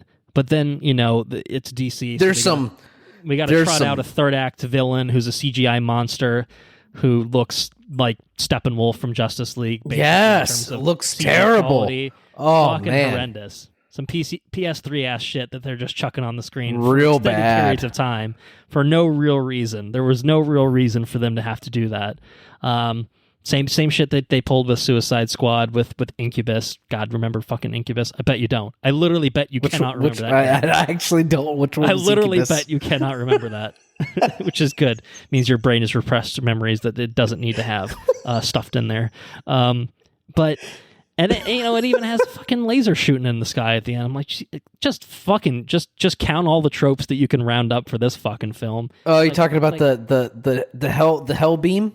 Yes, the hell beam. Because every comic book movie has to have some sort of laser shooting in the sky at the end. It's tried and true at this point. It has to happen. Why does it happen? Don't worry about it. No one cares. But it has to happen. It's a visual. That's got to be. It's got to be a third act of a comic book movie. It's got to be a suit thing, right? Hey! I hope so. Where's that sky splitting beam? Yeah, why isn't there? If I see that, I know it's almost the end of the movie. We need that in there. It's a signifier for the audience that this movie's almost over. Once that beam goes away, the movie's over. It's messy. It's messy. And like I said, I won't lie. I was entertained by it, but let's talk about the moments that entertained you, because I find it easy to shit on this movie. Yeah, well, it makes itself an easy target. What did you enjoy? Yeah, I mean, I liked the Justice Society in general. I liked that, it was kind of a squad of like DC characters that we've never seen realized in live action. I thought that was not in live action. That's a lie. We've seen 3 out of 4 of these characters in live action, but not in this way. Not DC film quality. Trying to give them a little bit of personality to varying degrees of success, I think. I thought that they felt like TV characters. A little bit, and I thought that was fine as kind of like a B team. I think there's a question mark, like plot-wise, of like, well, first of all, why are they working for Amanda Waller? I guess, spoilers, she's in this. Viola Davis called in on Zoom for a few minutes and filmed her involvement in this. What did she get paid? They literally screen capped her fucking Zoom call. $5 million calling on Zoom and read lines as fucking bored as possible. Jesus Christ, they're paying me how much for this? Jesus Christ, that's insane. I'll do it. I'll fleece those motherfuckers. I don't care. I sincerely thought I didn't know it was a Justice Society or anything. I thought it was a Suicide Squad. It sort of is, but like not really. Like, because these are actual heroic characters. Like, that's the difference. Is like it's Hawkman. It's the first time we've seen Hawkman on TV. Hawkman's well, we technically saw him in the first season of Legends of Tomorrow, but we can forget about that because he was pretty fucking lame. Yeah, I can't remember. Yeah, fair enough. Dr. Fate's been in Smallville. I think we saw the Helmet of Fate and like the corner of the Constantine series, but we didn't really get a proper Fate there. Atom Smasher is technically a villain they used in the Flash TV show at one point, totally, basically like a completely different character, more or less. But I thought that, like as someone that has enjoyed like Young Justice as a show that uses like non-Justice League characters and like makes them. I remember Hawkman. I just looked it up. Yeah. Oh, yeah, that was real shit. I didn't care for that. That was tough times for CW. I enjoyed seeing these lesser characters kind of have more prominent focus. Like, yeah, they're not Superman, they're not Batman, they're not Wonder Woman, they're not Aquaman, they're not the Flash. Like, thank God we didn't have to see fucking Ezra Miller in this shit. That worked out well. But like. That was kind of neat to see this B team. I enjoyed that. I liked Kahndaq as a setting in general, but I think more the idea of it than the execution. Like I think both like the past setting was kind of cool. Like it had some Mummy vibes at times. Like that was fun. I liked that kind of that tone to it. I thought that was well done. I thought some of the storytelling like choices were like kind of interesting in terms of telling the past story and how they revealed it and like the backstory of Teth Adam of Black Adam I thought was kind of interestingly done. And I think that the first time any sort of action sequence happened, it was interesting. It was not interesting the subsequent times it happened. And I say as a general exception to that, the third act fight was fucking miserable to watch. Just boring as all hell video game bullshit. Like just the worst of the worst. Like when you wonder why like a Scorsese is like making fun of Marvel movies, like this is really the shit that I think he thinks about in his brain. You know what I mean? Like This is what he equates Marvel movies to, and I think it's unfair to Marvel movies, and I think obviously some of them do still run into third act woes of over reliance on CG, blah blah blah. But none of them are like this. They're not to this level. You know what I mean? And this is so symptomatic of every fucking DC film in existence of third act bullshit. Like even the movies that are really good for 2 acts, they just cannot figure out how to do something that's not this. And so every fucking film does this, and it makes you wonder why. Takes it down several notches. Maybe it's a studio mandate, like you said. I really don't know. Why? I don't know. Maybe that's where James Gunn and a Peter Safran are like, you know what? We're not going to have a big CG monster in the third act. I know it's a crazy idea. Hear me out. We're not going to have that beam go in the sky. It's not going to happen. It's going to be different this time. Maybe you need those voices in the room saying. I mean, you made the Batman. The Batman was a cool ass movie. That's true, and that was completely fully outside of the scope of the DC universe. Hey, the DC. Let's watch this movie, and then let's watch Black Adam. Let's take notes on why we think one is better than the other. Yeah, it is kind of crazy to think that they're coming from what is in effect the same studio. It's fucking bonkers. It doesn't make any sense. And I say that in the sense that recognizing obviously Marvel plays with different genres, and one film to the other is going to be different. Wakanda Forever is going to be a different film than Thor: Love and Thunder was. Sure, obviously. And that's okay. And that's okay. It's good to have those differences, but they still feel like they belong in the same universe.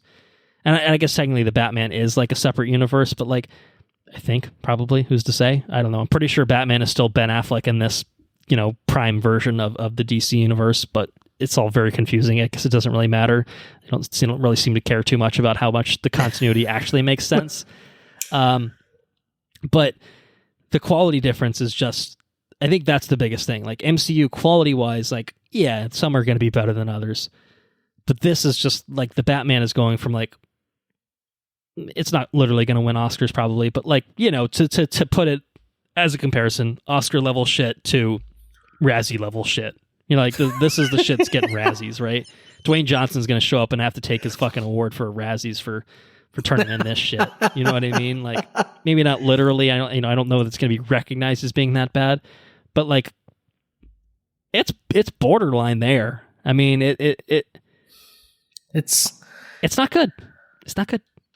No, there's worse movies to watch this year. I've seen worse movies, but and there are worse superhero films that have been made. I mean, I think that even though this film reminded me a lot of the 2016 Suicide Squad, I still think this is a way better film, and I think it's way more enjoyable. It's just still not good. I keep coming back to that, but mean, the bar was set quite low. Yeah. I mean, I will say, Ann and I were getting ramen after we watched this movie, and at about the 30-minute mark, after the third time that Black Adam was destroying people, and I'm like, all right, this is the same scene over and over again. I was like, I'm really looking forward to that ramen right about now. This film really needs to do something interesting, change it up, stop doing the same beats over and over and over again, or it's just not going to really land overall. And then that's really what it did, is it just played its hand 5 times in a row for some reason. I don't know. I don't know if it was I don't know. I don't know who to blame. Is it the writers? Is it the director? Is it The Rock? A lot of this, I don't think this is just The Rock for hire. This is his baby, right? No, he's spending a lot of time involved. Is this I mean, I guess in some ways it's Fast and Furious-esque. You know what I mean? Is this just his sensibilities, right? Of this is the kind of film that he thinks is crowd pleasing and enjoyable, and I guess in some ways you could say it is, but it has no heart to it. It's all surface level video game bullshit. It could be though. It could be good. It could be good. There are interesting ideas in this film. And I think have the setting is interesting. The character could be interesting. The backstory could be interesting. I think having, this idea of the oppressed country basically, and having a savior, who's not necessarily I'm not a hero. Okay, that could be interesting if you don't say that line 33 times in this film. those are all interesting ideas I think that they were playing with. They just didn't know how to piece it all together. And I think that there's like little shit where it's just dumb. Like there's just dumb things that happen in this movie, and they feel unintentionally dumb. Like the writers didn't think about things too closely or anything like that. Like that's where it falters, is like not the literal ideas in it, but the execution and like how they did almost everything just did not work. We need to probably move into did not work to the way that it should have. Yeah. Well, let's do. You want to do recommendation quickly? Yeah. What do you got? So for recommendation, I think we actually meant to do, I think we did it on The Woman King, and then we said we were going to do it moving forward, and then we actually didn't do it for Halloween Ends, and then we did a TV show after that. But I think we should do a dual ranking scheme right now for recommendation. We'll stick with what we have been for a while, but let's also try to phase back in our theatrical rating scheme. Yeah, somewhere we lost our way. We lost our way. We did. So on the regular recommendation scale, of which you're familiar with at this point, obviously, we have very yes, totally fine, and then shithouse at the bottom rung. This is one of the few times where I think we're going to be going towards the bottom of things. But the other side of it is, would you recommend people see it in theaters? Wait for I guess the 4K. Wait for the Blu-ray, the DVD, I guess. If you want, wait for streaming, or wait for someone to pay you to watch it. You know, I think that was the bottom rung, which we handed out very rarely, but certainly handed out to the likes of the Hellboys and the Wrinkle in Times of the world. So of those two, where do you think it slots in? So I think this. I personally think that this is a shithouse movie. Shithouse, okay. upper shithouse. Okay. It's not a Wrinkle in Time. Not the worst of the worst, but not good. It's not good. It's quite bad. And I would say that if you have any, I would say it's probably worth streaming on like a rainy day. You can't find something else to watch. Maybe you're doing laundry, in front of your TV or something. I think it's probably a streamable movie. I think there are qualities of this film that, if they were properly exploited or tweaked, I think you could have a decent movie here. I don't dislike the Rock. I think Dwayne's a good actor. I think case in point's Jumanji. I think he's wildly entertaining. He is a charismatic man. Now, Black Adam was not charismatic at all. He's almost playing like a Terminator-esque character here. That's right. Who is humorless, and I think you definitely need to rewrite this character. I think you need to rewrite this character as a charismatic, like heady, like I am a god kind of character, and I think you might have a really cool character played by Dwayne Johnson. I think you could have that. And I've read some Black Adam, very, very little bit Black Adam versus Shazam. And that's kind of how he is. Like, I'm just going to do whatever the fuck I want because I'm a god. And I think that's cool. And you get a little bit of that, but it's just devoid of any charisma. Like, it's just, I don't know, kind of a one-note character. I think that the villain really sucks. I think the CG really sucks. I think the animation really sucks. The choreography, I think it really sucks. I think there's a lot of things that really suck about this movie. I think the concept, like surface level concept, could be cool, is okay, right? I'm a sucker for magic stuff, so the fact that you've got you got some demons and stuff in it, that's kind of cool. I think that the Dr. Fate could have been cooler than what he was. We'll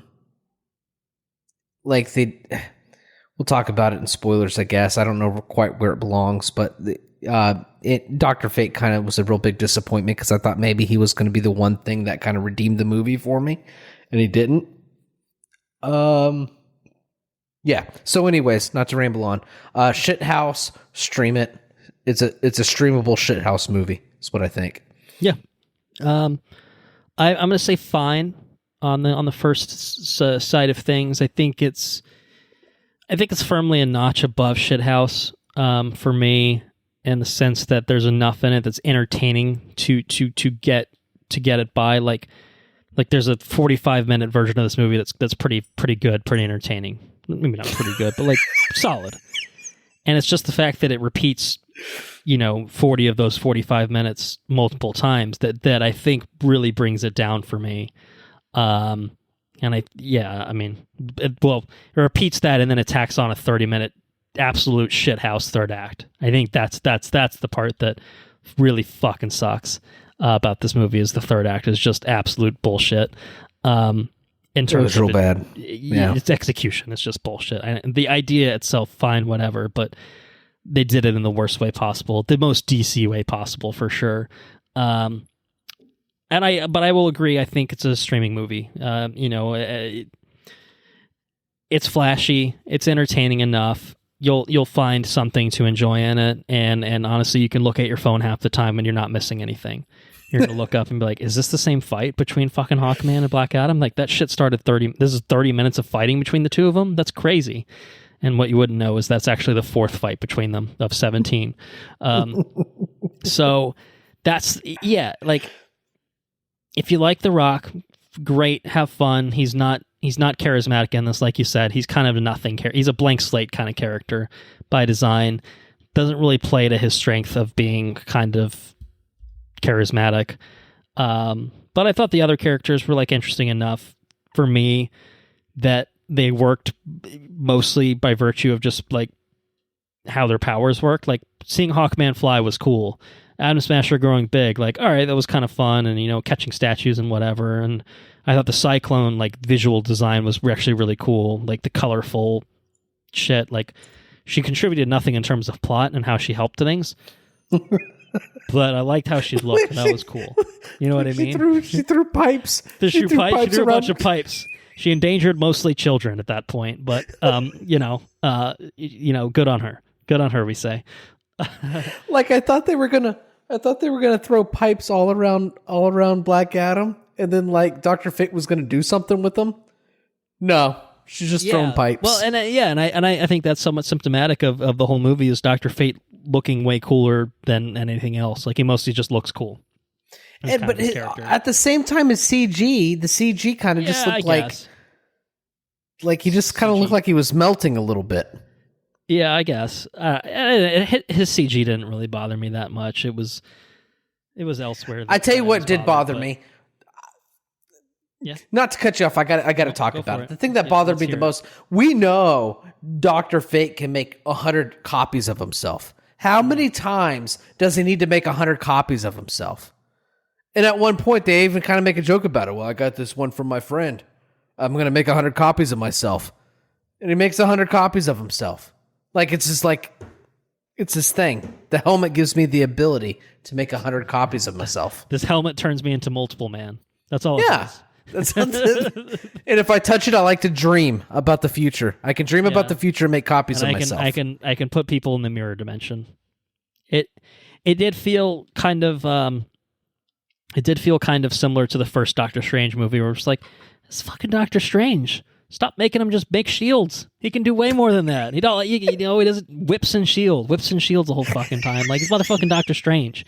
This shit should be turning water into butterflies and whatever else he does in those Avengers movies. You know what I mean? Like, he should be using the time stone to fucking see the future. And like, I guess you get elements of that here, but it is kind of like they almost intentionally underpowered this character so that he wouldn't just defeat everyone in existence. Like he feels like the only one that on paper should match power levels with Black Adam, but they're like, nah, man, he's gonna make copies of himself. That's not gonna fool Black Adam.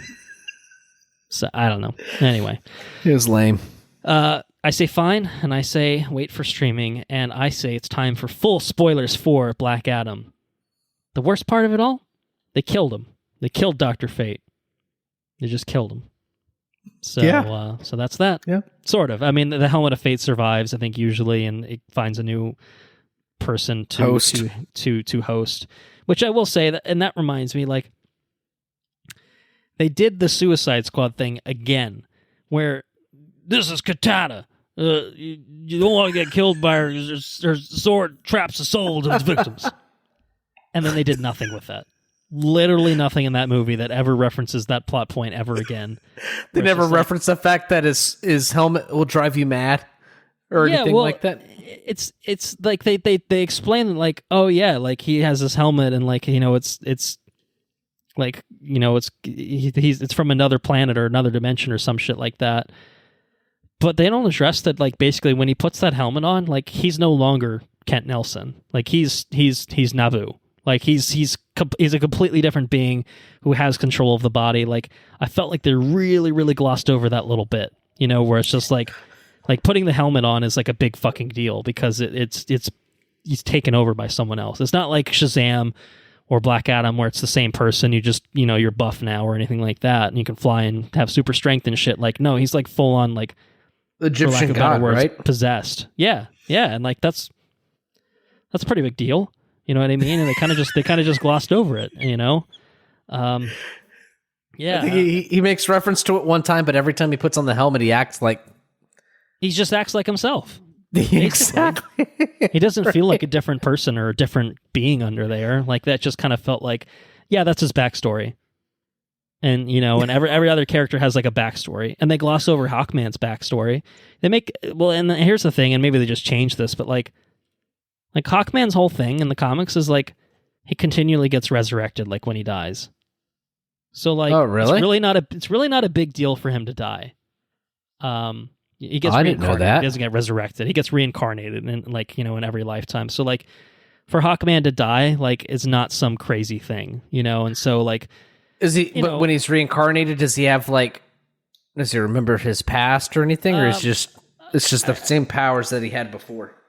Yeah, I don't remember exactly if he remembers. I do think he retains his memories usually, if I'm not mistaken. But again, it's just kind of like, okay, like if Hawkman dies, like we'll get another incarnation of Hawkman at some point in the future. Like it wouldn't be some crazy thing for that to happen, right?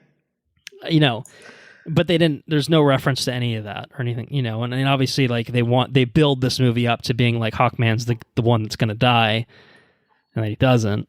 And then he does, but then he doesn't. You know what I mean? Because I learned that from a friend. You know, I learned that from someone who because I don't got friends, I got family. What'd you think about the zombie monsters coming out at the end? Stupid, dumb, unnecessary. Let's just talk about this. Let's just lump the third act together. That shit was bad. They looked bad. It was dumb. It was unnecessary. Why don't you have the movie end with him getting imprisoned and then Sabak taking over the country and, hey, we got a real bad ending, here's your sequel? What the fuck are you gonna do? Well, I mean, I guess you could totally do that. You could do that, but you have to be very confident that you're getting a sequel, I guess. And I mean, I guess you're right. Yeah. So I see it as an ending, but I don't think there's enough to get from there to that point for it to feel even like a satisfying movie compared to an Infinity War, which has like a oh shit kind of ending. But like, even though it's that oh shit bad kind of ending, like there was a lot that happened to get there. This did not have a whole lot that happened to get to that point of like, even when he was like willing to like give it up, you know, and say Shazam and give up the powers, I'm like, what's changed? Like, not much, you know. Like, I didn't really buy it. Like, of just being like I'm tired of fighting Hawkman for the 7th time. Like, if this asshole is gonna keep starting fucking fights, I'm either gonna have to kill him, or I'll try this peaceful solution and see how it turns out. I don't know. I'm just tired of fighting this asshole. God damn it, dude! Shazam, take me away. I'm done. I'm done. I was asleep for 5,000 years, and you know what? That was better than this. Having to fight this motherfucker with wings. Tired of it. Tired of doing it. Oh, man. Yeah, the third act, the zombies, why? Why bother? Who cares? Is it only a reason to involve, you know, to go the Sam Raimi thing of, you mess with one of us, you mess with all of us, you know? Like, it felt like they had to get the people of Kahndaq involved. And they had to give the kid something to do so he could skateboard to victory and stuff, and, you know, and do the, you had to do the symbol, triangle for victory. That kid fucking sucked. You know, kid actors, I know it's a tough deal. It's possible to find good kid actors. He was not one of them. The decision to start this film with 2 minutes of mumbling exposition. Oh, don't even get me started. Forgot about that shit. Oh my God. Don't even fucking talk about it. We're going to have this exposition dump from some fucking kid. This Why? kid, like he looks like he's like doesn't understand half the words he's saying. Like, what? I was like, Adam, I think, conduct, huh? That was the worst intro I've ever experienced. It was the worst. I thought that was fucking miserable. Like, you just sounded so terrible. unenthused and like would rather do anything else but then read these fucking words off a page. You have The Rock. Let The Rock do it. It's fine. Let The Rock do it. Or, you know, some sort of combo in text. Like, there's a way to do it, and let's just put it this way. It was not that. It was not that. That was the worst. Jesus Christ, I forgot all about that. It was really fucking exposition-y. Like, it was so long. Was so long and so over the top of just, like, dumping shit on you, of being like, what? Why do I care about any of this right now? Give me something.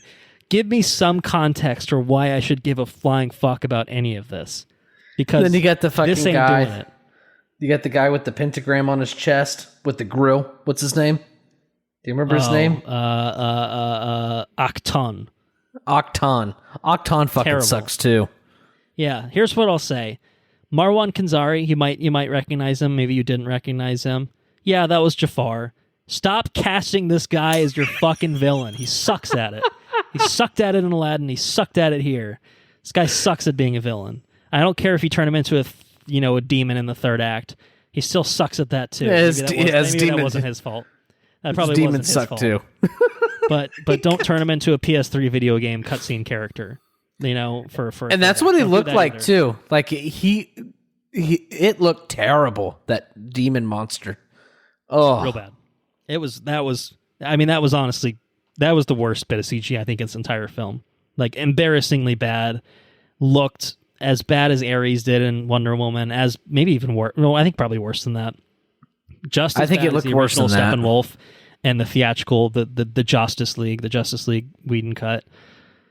Just horrendous. And also, I just don't need it. I don't need like a big. I mean, I feel like you're usually the one that harps on this, you know, of like, oh, it's two superpowered people flying around, smashing each other and throwing them around. Woo, haven't seen this one before. How's this going to end? You know, and this one felt like almost the most egregious version of that. Like, just... it's fucking terrible. Just visual noise. For the noise for the sake of being noise. Adds nothing of substance to the plot. Just artificially extends the runtime with fucking bullshit-looking bullshit. Man, that was rough. That was rough. It's real bad. Real bad. Really bad. And then he rips him in half, and that looks absolutely terrible because they really zoom in on his face when he starts ripping him in half by the horns. Yeah. Man. If you know you can't do that, don't do it. Don't do it. You know, and like, I'm willing to give, you know, we talked about She-Hulk, obviously, last regular episode that we did. The CG wasn't perfect in that show. It looked way better than this. A, it never tried to do anything to this level. And B, it was a TV show. You can almost get away, like, you almost have a pass for certain things. This is a big budget film. This is a $200 million film. Like, how much of that money was going to The Rock's salary and how much was going to CGI? Because it feels like they didn't really divide it, you know, the way that they needed to. For the way that they tried to make this film, which was so heavily reliant on CG, and in a way that, again, I guess like a Transformers film necessarily does, like, you can't do the Transformers practically. I get that, you know, except for when they're driving around and they're just cars, and that's fine. You can do that practically. Here, like, you know, I'll give you that. You can give you the cars. They give you when they're a car. When they're a car and they're driving around, like, yeah, that looks pretty fucking good. That must be a real car that they're using for that bit.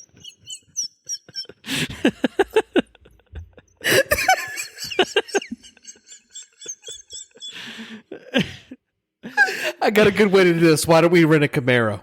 We don't need to put this in the... What if we just CG'd the Camaro too, though?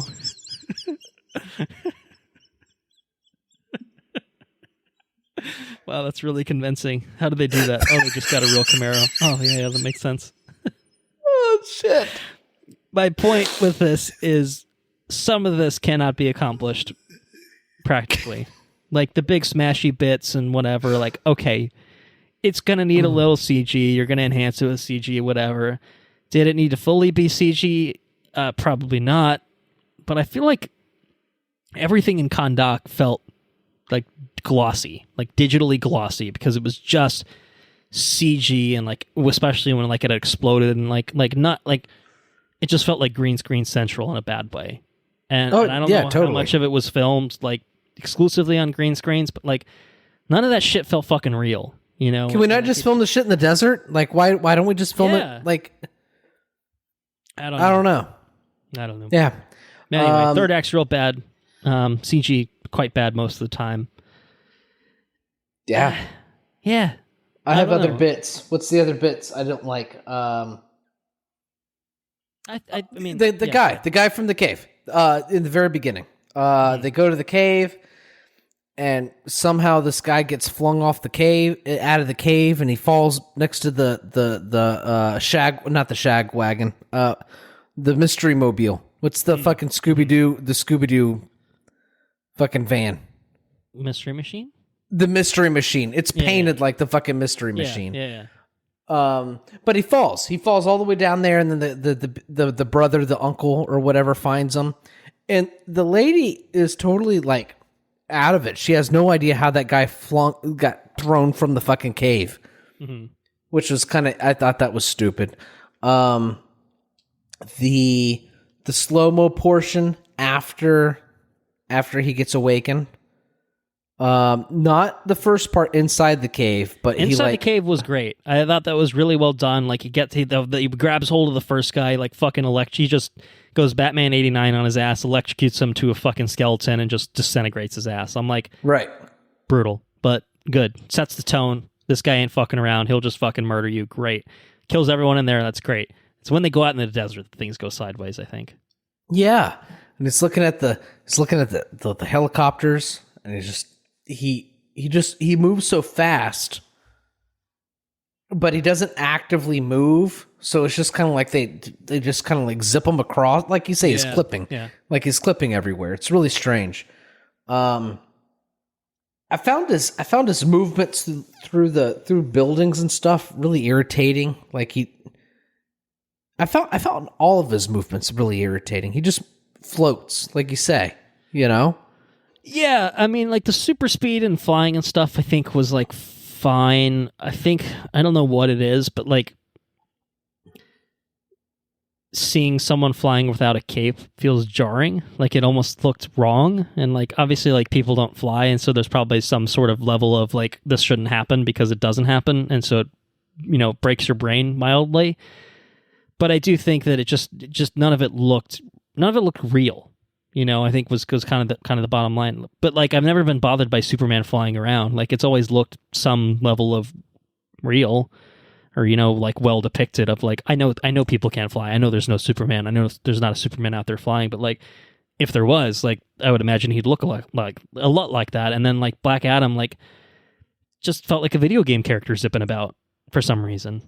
I don't really know how to explain it, but that's how it felt to me. What's worse is like they even make, like if you're talking about the cape, they get the kid the cape, and then they even make they make a reference to like the wind blowing the cape. Oh, that's a good touch. Well, if it's such a good touch, give him a fucking cape, and then that way he feels doesn't he get like a cape like cloak kind of thing at the end, Black Adam?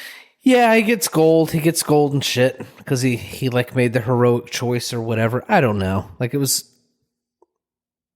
That was another thing too. He's got a hood, then the hood goes away, and then it's just Black Adam, you know, in a suit, and then he's got like a full on thing at the end. So it's like cool, man. Yeah, I don't know. I don't buy it. I don't know. That's all I got. The fucking kid narrator. I'm glad you brought up that kid narrating that shit because I forgot all about that. I thought he was bad throughout, but I thought that particularly those first 2 minutes of just like, what the fuck is this? What are we doing here? Narration was very bad. It was not good. Also, him giving the speech at the end was the same energy of just like, I think we should resist because Black Adam's. That guy says, "What are we doing?" Oh. And then he goes skateboarding. He's like, "Hey, Mom."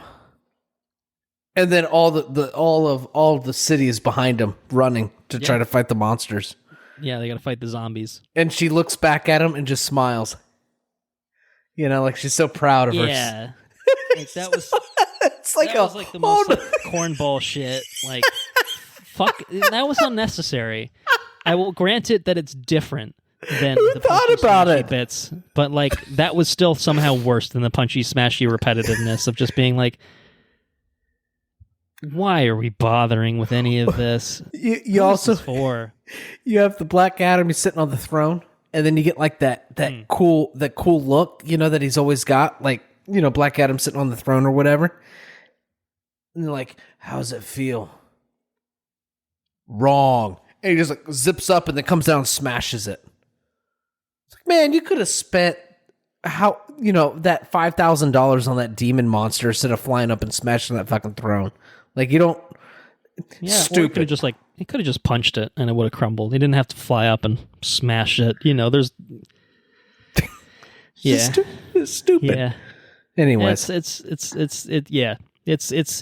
excess for the sake of excess in many ways, I think, overall, in terms of how they're like, can it be done with CG? Yes. Should it be done with CG? I don't care. Do it in CG. Fuck you. Like, that was kind of their mentality with this whole film of, do it. I don't care what crunch is required. I don't care if it's going to look like dog shit in the end. We're not filming any of this shit practically. Green screens. The Rock doesn't have time for your practical bullshit. Stunts? Never heard the word. CG. CG is the way to go, baby. Like, it was really how it read in terms of how it was made. I don't know if it was like a rush job and they couldn't figure out how to do. I don't know how it ended up looking the way it did, but poorly executed is this movie. Really did just look like a video game, you know, in many ways. It's not great. So I think it's probably more than enough about Black Adam. Would probably be my read of the situation, since we've spent a lot of time really getting into this film. But of course, it does. Funny. It does have a mid-credit scene. Oh, I fucking left. No, I fucking left. I was done. You didn't check it out? You didn't check it out? You didn't... I had heartburn from my overdone fucking taco meat. I wanted to go home. Theater was like, you know, if we give these guys 5-hour-old taco meat, their asses won't be sticking around for the mid-credits. we can clean this bitch in about 2 minutes, turn it around before the credits are even over. Shit's great. Well, you missed the return of one Henry Cavill then as Superman. Oh, wow. Yeah. What did he do? Superman, he came back. Well, so here's the thing. So Amanda Waller's whole deal is that she's a shady as fuck person, right? And so she's got the Task Force X, right? Because, you know, she's you know, gonna use the bad people to accomplish things with unsavory means, with, you know, whatever means necessary. I don't care who ends up dying, blah blah blah. But then also apparently she's in charge of the Justice Society, who are goody two-shoes all around. Hawkman refuses to kill people, actively saves everyone that Black Adam drops out of the sky. And apparently Amanda Waller is also in league with one Superman, the most virtuous man on the whole goddamn planet, who's literally from another goddamn planet, who is basically, Waller is like coming up to Black Adam. She's zooming in. She sends him a drone zoom on just a literal drone with zoom on it. And this is to Superman? This is to Black Adam. She sends it to the Kahndaq to Black Adam, basically being like, you know, stay in Kahndaq or I'll fuck you up, bitch. You know, is basically like, you know, like don't fuck with me because I'm Amanda Waller and I'll fuck you up. I have resources at my disposal. And Black Adam's like, bring it on. And then Superman, you know, Black Adam smashes the drone, and then out of the shadows, Superman emerges and walks into him and says, "Black Adam, we should talk." And it's Henry Cavill. It's not Liam Hemsworth. It's not Liam Hemsworth. It's Henry Cavill this time. So instead of fighting Hawkman, now he can fight Superman 90 times. Now he can fight Superman, which Good. Apparently Dwayne is a huge fan of having a Black Adam versus Superman kind of shit. Is what he seems to be gunning for. Now, he seems to ignore the reality that, like, Black Adam and Shazam are, like, historically, like, the rivals, which kind of makes sense given the lineage of both of those characters' powers. But, like, okay, you know, you're The Rock, you want to be the most powerful fucking character in the DC universe. No one can match my power level. I've changed the hierarchy of power in the DC universe. Well, I guess Superman would be the only person to be able to perhaps put him in his place. So if that's what we're building towards, I guess whatever. I'll just add this now. Henry Cavill posted basically after the movie had come out saying, I want to make it official. I'm back as Superman, and that what audiences saw in Black Adam is just a quote-unquote very small taste of things to come. So, you know, maybe it's a new Superman film. Maybe it's a Black Adam versus Superman film. I don't know, but Superman's back in a big way. He's no longer a headless thing that he was in the end of Shazam when they wouldn't let Henry Cavill be in that movie for some reason. And so, yeah, I don't know. I mean, are you game for some more Black Adam? Do you need a Black Adam versus Superman? Do you think that could work? Do you think it'd mostly just be 2 hours of smashing and punching over and over and over again? Well, I don't know. I don't know why we would have a Black Adam versus Superman, because the story arc of this movie was supposed to, like, right. He's not really a villain by the end. Maybe he's not a hero. Maybe he's still okay with killing people, but, like, he's a protector. And, like, what does Superman need to do with this country? He's like, no. I don't want this country in control by its own people. Fuck that. I want it to be at the mercy of mercenaries and people. Right. That, like, you know, why is Amanda Superman doing that? And why is Amanda Waller, like, telling Superman where to go and what to do? Right. Like, why is Superman doing anything with Waller? Like, Superman should know. Like, I feel like it's like maybe it's a secret that Amanda Waller fucking sucks. Like, people don't know that, and that's why Hawkman works with her too. But, like, I don't know. It kind of feels like that's it's weird. I don't know. None of this shit makes any sense, and it just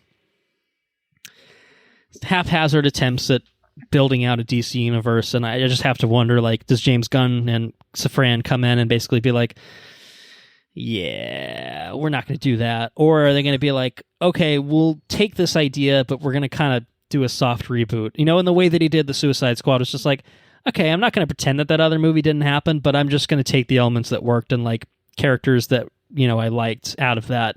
And I'm mostly just... I hope something happens, because if we have a Black Adam versus Superman movie, it's got to be better than this. It's got to be better. But it actively shits on everything that we endured during this movie, because he... True. Like, what's the character? Right. So, I don't know. Aggravating. I think that's fair. Two other things on Black Adam. You thought we were done? Oh, no. Things that just came to mind. This movie was painfully unfunny. That's my first comment. Yeah. Very sad attempt at trying to capture the MCU tone and humor. Very, very poorly done, I would say. The other thing is we didn't do a box office breakdown, and so I'll just quickly throw out right now. Okay.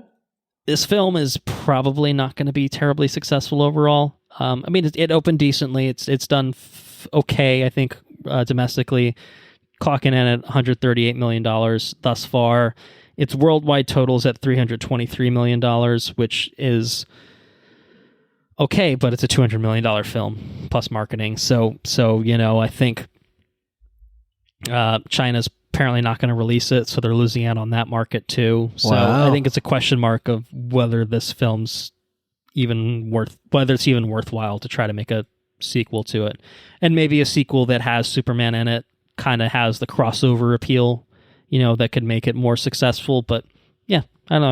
I think it's kind of interesting that it's not exactly a resounding success, and I would suggest that it's partly symptomatic of it just not being great. I can't imagine word of mouth is stellar for it. You know, I'm sure it's better than the critics' reception, as most of these are, unless it's like an A24 film and critics love it and audience is like, I don't get it, so I don't like it. You know, like it's just, you know, it's not great. It's not great. Great. So anyway, I think we're done with Black Adam once and for all. Oh, thank God. Thank God. put it out of our memory. Look forward to Black Panther, Wakanda Forever. But until we get a chance to talk about that, let's talk about what we have been up to. So, sir, what have you been up to recently? So what have I been up to? I have been up to Mistborn. I'm almost done with Mistborn, which is pretty cool. Okay. Pretty cool book. I have watched 2 episodes of Cabinet of Curiosities. Right on. Okay. And I've heard good things. I think it's really cool. I really like it. Really enjoyed the 2 episodes that I've seen anyway. So, Did you get any Lovecraft shit in either of those 2? A little bit in the second one, I suppose. Okay. So that's cool. I've watched. What else did I watch? I've pretty much caught up on Andor. Yeah, that's another one I have not watched a single fucking episode of which there are now many. So yeah, there's a lot. Pretty cool. I think it took a really cool direction. Like it seemed like a show told in kind of like 2 parts almost. The first one's kind of like an espionage one, and the second one's kind of like a prison break one, which is pretty cool. What else have I watched? I think that's it. Mistborn. Cabinet of Curiosities, only 2 episodes. I think that's about it. It's all I can really think about, really. You gotta keep a running tally on your phone. Yeah, I do. I think that's what I need to do because I constantly forget. Yeah. Anyways, what have you been up to? A handful of things. So I watched on. I think it was on. I think we at least started it on Halloween. I can't remember if we finished it then or the first. But Scooby-Doo on Zombie Island was it's streaming on Amazon. So, which one is that? So I watched that. So it's they go to an island in Louisiana. Yes, where it's had to be haunted by the ghost of a pirate, but it turns out that I forget exactly how it happens, but it's one of those things where, like, you know, Scooby-Doo TV shows, like, it's all people in masks, and the whole thing is like, oh, it's just people in masks, and then they go to these zombies and they try to pull the mask off, and they just pull the head off, and it turns out they're actually real zombies, and it's a big like voodoo thing and stuff like that. With the 3 ladies, right? No, that's another one. That's one we watched, I think, either last year or the year before. Like the Hex Girls is a different one, like where they're like vampires and shit. But there are ladies in this. They turn into like cat women. Yeah, that's the one I'm thinking of. Oh, okay, all right. I think there's only 2 of them. But is there only 2? Remembering. Okay. Yeah. But yeah, they turn into werecats, apparently. So I'm looking at the Wikipedia is what happens with them. So, so anyway, it was pretty entertaining because Scooby-Doo's funny as hell. Scooby-Doo is a timeless classic, and I will put that on the record right now. I fucking love Scooby-Doo. Very funny. Some reason Shaggy and Scooby just eating fucking hot peppers is hilarious to me. There's a bit, you know, because Shaggy's Shaggy. And like the whole like gist of this is like the gang has gone their separate ways at the beginning, and then they come back together to go to this, you know, and go to this island kind of thing. But at the beginning, Scooby and Shaggy are working at an airport, I think, like, you know, like, or they're working at customs, and so they get fired because they eat all the shit that gets confiscated from customs. They eat the entire room together. But my favorite thing about that sequence is when they I think they either just have been fired or about to get fired, and they get called, you know, and basically being like, hey, you want to like get the gang back together? And Shaggy picks up the receiver and he goes, oh, like, hello, you know, just like, hello. Like, what else the fuck we're gonna do? Yeah. Incredible stuff. I just greatly enjoyed that. So highly recommend Scooby-Doo on Zombie Island. Beyond that, the baseball season ended. The Phillies lost to the Houston Astros in the World Series. Sad for the city. They lost 2 major sports championships on the same day. They also lost an MLS, and the Astros are big cheaters, and they allegedly did it the legit way this time. We'll see. But for me, I was rooting for neither team to win. It was a tough position for me of hating the Astros and hating the Phillies, despite living in Philadelphia. So once the season ended, I'm like, I need to get that sour taste out of my mouth of either team winning. And I watched a Blu-ray that Anna had gotten me for Christmas last year, which was about the Braves winning the World Series last year. So it's like 2021 World Series champions documentary. So I lived the glory days of roughly 1 year ago, and it was good fun, great fun. Mostly for Braves fans, but very enjoyable if you are. Other than that, we've started Abbott Elementary on what do you think? On Hulu. I think we're 4 or 5 in. It's very funny. I mean, it's good. I love the Philly stuff in it specifically. That's obviously very enjoyable for us, but yeah, it's a good fun cast of characters.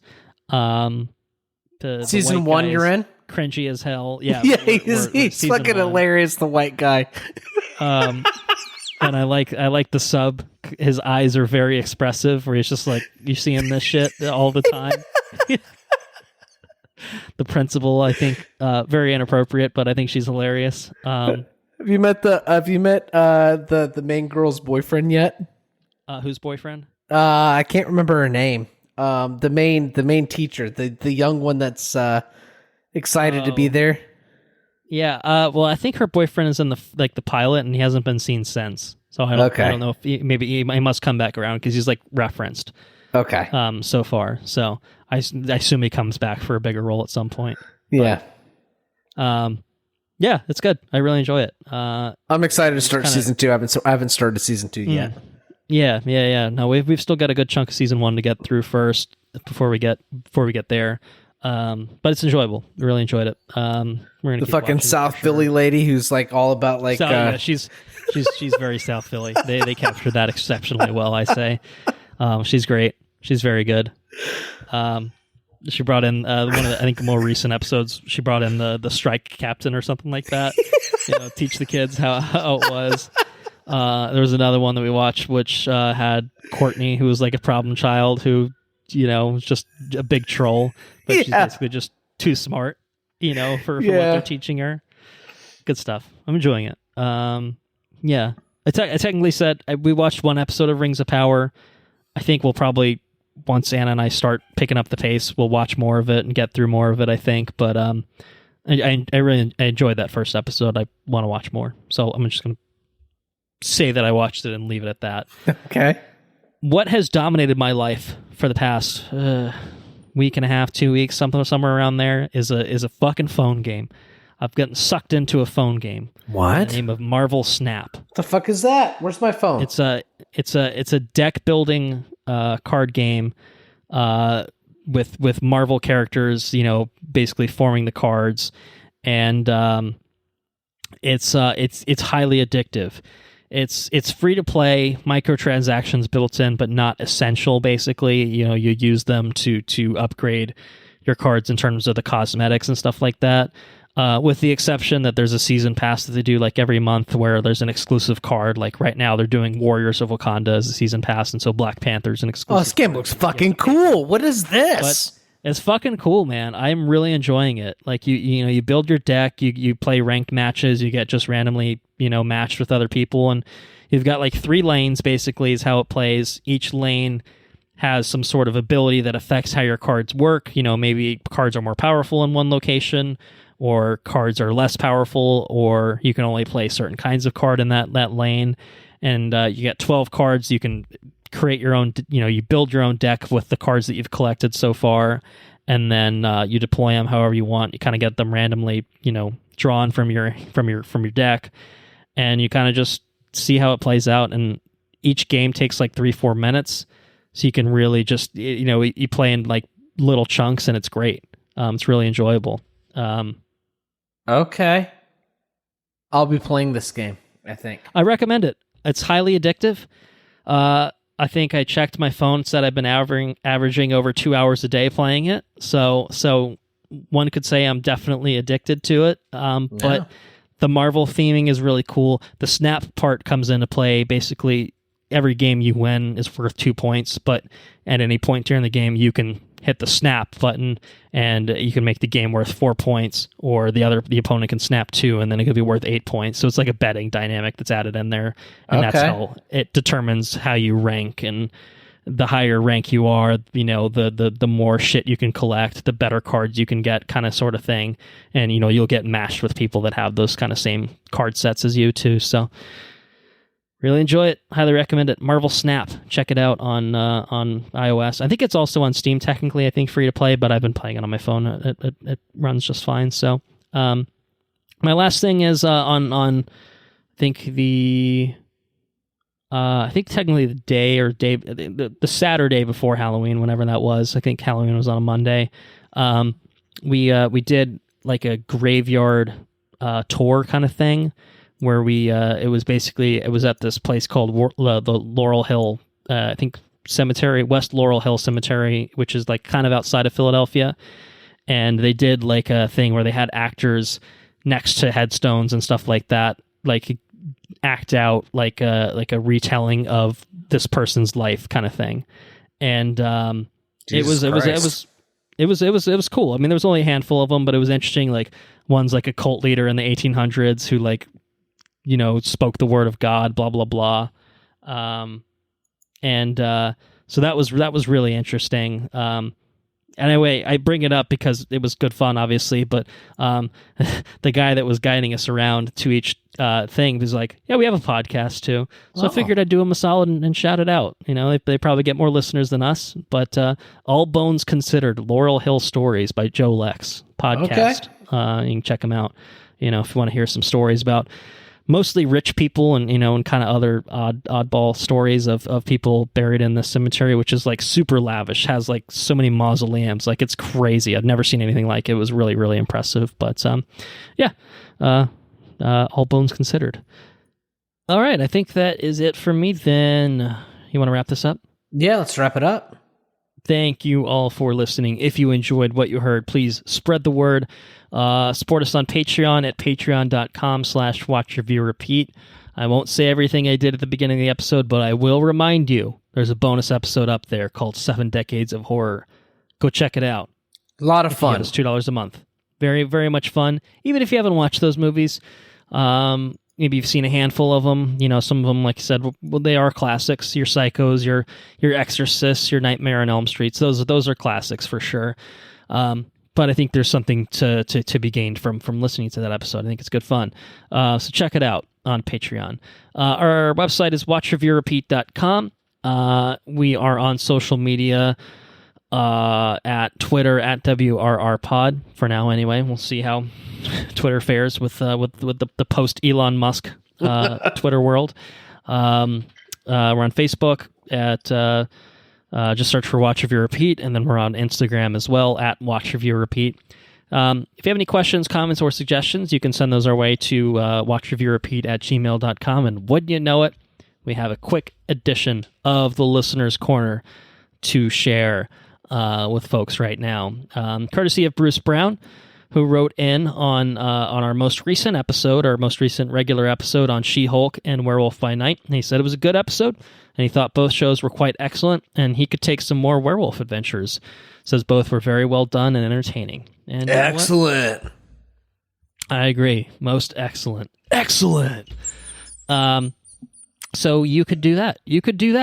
All it takes is a keyboard or a phone. That's all it takes. watchreviewrepeat@gmail.com. Just send those thoughts our way. We're happy to talk about it. We're happy to engage. We want to. Our intro and outro track is Mechanolith by Kevin MacLeod at Incompetech.com, licensed under the Creative Commons by Attribution 3.0 license. Well, Obi has broken in to the recording space, and so I think that's a sign that we need to be done with this episode. Always as he's digging into the bed. Obi, come on, but oh god, what is he doing? He's ruining everything. No, he's a good boy. But anyway, we're done here. We're going to talk about Black Panther: Wakanda Forever on the next episode, and I'm really looking forward to it. Take care now. I was going to say, excellent. Take care now. Bye-bye then. Laters on the Menjay.